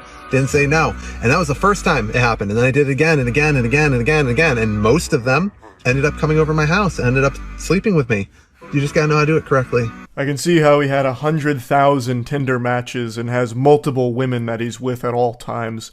He is a smooth operator here. I admit I was skeptical at first, but after hearing this expertise, it's clear. There's not going to be any vagina left in the world for the rest of us men, now that he's out there on the prowl. Lord help us all. Here's something I need you to do. I need you to enter the female mind for a second. Oh, okay, yes sir. Oh man, he's delivering an order. Alright, I'll try and jack into the female mind real quick. Oh god, it's so scary in here! Alpha, pull me out, I don't know what I'm doing, I need your guidance! I'm a professional dating coach and I teach guys how to understand the female mind. Now, this will help you get more numbers, because you gotta fucking understand how their mind works and what they go through every day. Imagine if every fucking day of your life, you were approached for about 45 times, which is the number that I've come up with my extensive study. Very scientific gathering methods, I'm sure. Yes, I've approximately calculated that every single woman is approached roughly 45.3, repeating of course, times per day. Now, since you're in the female mind, since I've instructed you to do so, you'll recognize the mental burden that this takes on the female mind, of which I, your dating coach Alpha, have mastered. Things like, why don't you give me yours, is a fucking thing that's going to weed out 95% of the spineless males that aren't persistent, that aren't fucking clever, that aren't witty, that can't have fun with her. Yeah, those beta cucks. Not like Alpha here, who's so clever and witty he came up with the absolutely nefarious, diabolical, even, genius method of saying, hey, I'm the best. Whoa, man, he's good, he's good. To give him more credit, there was more to it. I'm the best. And you can only find out by coming over and being okay with my mastery of the ropes, the blade, and be kinky. Also, give me your number so we can talk about your ex-boyfriend. Really good stuff. Like, actually very good stuff. I see why it's so effective now that I'm in the female mind. And there's a reason she does it. Without being extremely forceful, sidestep it. Like I just said in the last 2 videos. You're welcome. Disregard everything the woman wants. You do what you want, and you don't accept rejection. This guy's good. This guy's good. I see it now. Let's talk about my nails. I'm a professional dating coach, and I teach guys how to understand the female mind. Here's the thing. If you think this thing you learned in high school or that is the best way to get a girl to, oh my God, to an O, Jesus Christ. Not even God could have mercy on your soul if you had that belief. Alpha's about to tear that shit down and blast your ass with real knowledge on how to get a girl to an O. And you can tell he's reliable because he's wearing his sunglasses and his leather jacket with the collar popped. So you know he just finished a threesome with 2 supermodels right before hopping in this car right now. And he's taking time out of his busy day of fucking mashing pissers with the hottest women on the planet to try and teach us barbarians how we can be even an iota of the man that Alpha is. I can drag my fingers down a girl's back and cause one. If you don't know what a TO is, I can't go into, you should know them. TO and AO, Skino, especially a mental O. If you've never given a girl a mental O, gotta tell ya, you're a kiddie league. Stepping into the arena with the pros, and you have no idea what you're doing. You disgusting coward, you're a third-rate duelist with a fourth-rate deck. Yeah, you're in the junior leagues. You're not ready for the men's Thunderdome. If you don't know what a TO is, which he refuses to elaborate on and gets really hung up on, so it makes me wonder if he knows what it is. But if you don't know what that is, even if you're not familiar with this nomenclature, you're already fucked. If you've never given a girl a mental O, hoo-wee, you stink, brother. But yeah, so I was trying to like analyze these terms because I've never heard them before. So putting together context clues, I think a TO is a titty orgasm. I think an AO is an anal orgasm. Fucking, I've never heard these before. TO, AO, Cheerio, which is a breakfast cereal. Like, who uses those terms? Guy, sorry. Little tip. Put a glove on with a long nail and rake. Not hard. You're welcome. Now, this is going to come as a shock to all of you watching this, and you're probably not going to believe me, but it's the truth. Somehow, people on TikTok were making fun of this guy, so he responded to the haters. So, I'm going to try to gain composure in this one. I've filmed this video way too many fucking times. No, you didn't. That's an absolute lie.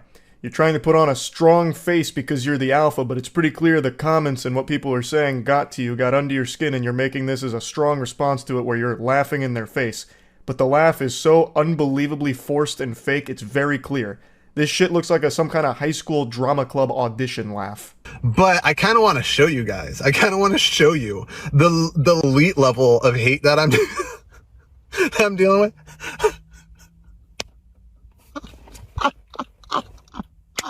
Oh, dude, look. I am literally. That's fucking real fucking cry laughing. All right. He just has a full-blown Joker meltdown. This app deserves a new class of dating coach, and I'm gonna give it to him. Yeah, that's kind of just the whole video response where he's like, I can't believe all this hate. You guys are giving me fame.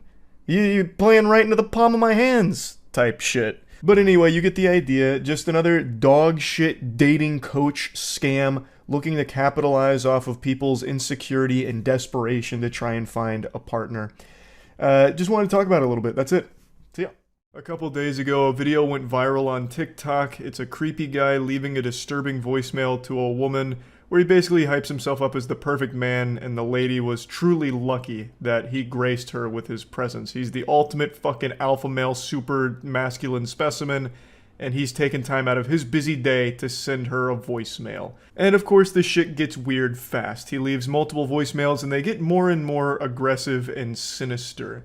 Now, I don't want to spoil anything, but there is an interesting story here, full of a lot of twists and turns. It's like fucking Fight Club, but for a shitty pickup artist. Yeah, hi there, Olga. It's Dimitri. Sorry I had to leave such a rushed message with you when we met the other day. I just want to quickly give you my phone number, and I had to get the heck out of the area. Meet Dimitri the lover. He's the reason your panties are sodden right now. Be honest, if you received this voicemail, would you be able to resist him? Nobody can. No one has that kind of willpower. You would have to fuck him on the spot. So suave. And he's truly an expert of his craft. He makes himself sound so dark and mysterious. I had to give you my number and then get out of there. I had to get the heck out of there ASAP. I had to get out of town, scram and skedaddle. Why? What was so urgent that you needed to flee? What was the rush? Were you being chased by Batman? I mean, he sounds exactly like the Joker in the Dark Knight trilogy, so maybe. In any event, I figure I better leave you a more detailed message and explain why I approached you. I am single. I have no trouble meeting women. I mean, women approach me 6-7 times a day. But I'm very particular about what I like. You're extremely elegant. If a guy tells you he has no problem meeting women, then he has no problem meeting women. That guy is slaying pussy left and right. Dude probably has a threesome waiting for him at home, and you are lucky that he stepped away from that in order to talk to you. Spoken like a real alpha male here. No doubt this man's getting approached 6 to 7 times a day. No doubt in my fucking mind. That's probably on the low end. That's probably like during the off season. But I bet when spring break rolls around, maybe even St. Patrick's Day, he's getting upwards of 20 offers for sex. I couldn't take my eyes off of you, and your friends were very jealous. Even if they say they weren't, they were envious of the fact that I approached you, and I was very taken by you. Elegant women are very rare. I'm Greek, and I'm very particular about what I like. So I'm giving you an opportunity here. Sounds like he's about to pitch an NFT scam to her. It's like he's trying to sell her on some kind of multi-level marketing scheme. This dude talks like an anime villain who's explaining his plan to the protagonist. He's just so fucking weird. It sounds like Die Hard 3 every time Bruce Willis would pick up the payphone to talk to the terrorist. It's just so, like, unnerving listening to this guy talk. And then, of course, he goes into, your friends were jealous. Did you know that? I saw it in their eyes. They were so fucking envious of you when I approached you. They might say they weren't jealous, but that's just them lying. That's how you know they were actually really jealous. And you know what? You watching right now, if you want to make your friends jealous, get on the wait list for the new G Fuel flavor. Finally have a custom flavor, Divine Peach. It's peach plus kiwi plus dragon fruit. For billions of years, the universe has been building and evolving. And now we finally reach the apotheosis of creation. Divine Peach, a new flavor from G Fuel. An exquisite concoction sent straight from heaven, made by the angels. Join the waitlist at gfuel.com. The link to join is in the description below. I don't know if you pick up the messages on the weekend, but I'm working on a movie script, so I'm pretty much around all weekend doing that. I left you my number, 416-9184. This looks like a landline, and if it is, you may not get the message till Monday. But when you do, call me, and then we'll get together for coffee and chat and let the romance begin. What a great way to kick off a relationship. Let the romance begin. That's such a bold statement. It immediately lets the person know, I am here with romantic intent, and it's time to commence. Let the pussy flow, please. Where's your vagina? This is where the romance starts. Come on. Didn't you hear? I said let the romance begin. I think it's extremely effective. He's reinventing the relationship meta here. No guesswork anymore. Once they say let the romance begin, well then that shit better start. It's so fucking good. It's like a terribly written line in an old video game. Like some Resident Evil 2 shit. I would also love to read that movie script he said he was working on. I bet it was an actual masterpiece up there with The Room and Citizens Kane. But unfortunately, I think we all know he wasn't actually working on a movie script. He just said that to seem interesting and cool and unique. He was most likely just sitting in a dark room in his shit-stained underwear after hyping himself up in his bathroom mirror for over an hour, working up the courage to finally call the woman who made a grave mistake of giving her phone number to this psychopath. You look very taken aback by my approach, and I hope that isn't timidness. I hope it was just a little bit of shock at being approached so directly, because I don't really date timid women, because I'm a very direct, very passionate, very assertive man, and I want a woman who's very independent and strong. So anyway, we'll talk about that, but I just wanted to formally introduce myself. Now I have. I leave the ball in your court. You call me as soon as you have the courage to. Okay, Olga? Talk to you soon. Bye. This is a man who can date any woman in the world, and he's chosen her. How can you be so lucky? Some people win the lottery, some people win Dimitri, and you could argue that they're both about equal in terms of how lucky the person was. So let me go ahead and reveal the big twist here. This is all genuine. This is real. It's not fake. It's not staged. But the twist is, this is not happening currently. This is about 10 years old. I think it's like 9 or 10 years old. And it comes from a pickup artist named James Sears, who also went by Dimitri the Lover when he was in the pickup artist game. He had his own little alias as Dimitri the Lover, and this was one of the voice messages he left to someone named Olga. That is not the lady in the TikTok here, and she's not trying to like deceive people or hide it. She, in another TikTok video after this, clarifies like, hey, look, I'm not Olga. This is actually just an old sound clip from Dimitri the Lover, who actually sent this to someone named Olga. Now, James Sears, Dimitri the Lover, is in jail now. The most shocking thing I'm sure you've heard all day. I'm as surprised as you are. He was arrested for a bunch of hate speech related things and then rearrested after breaching parole.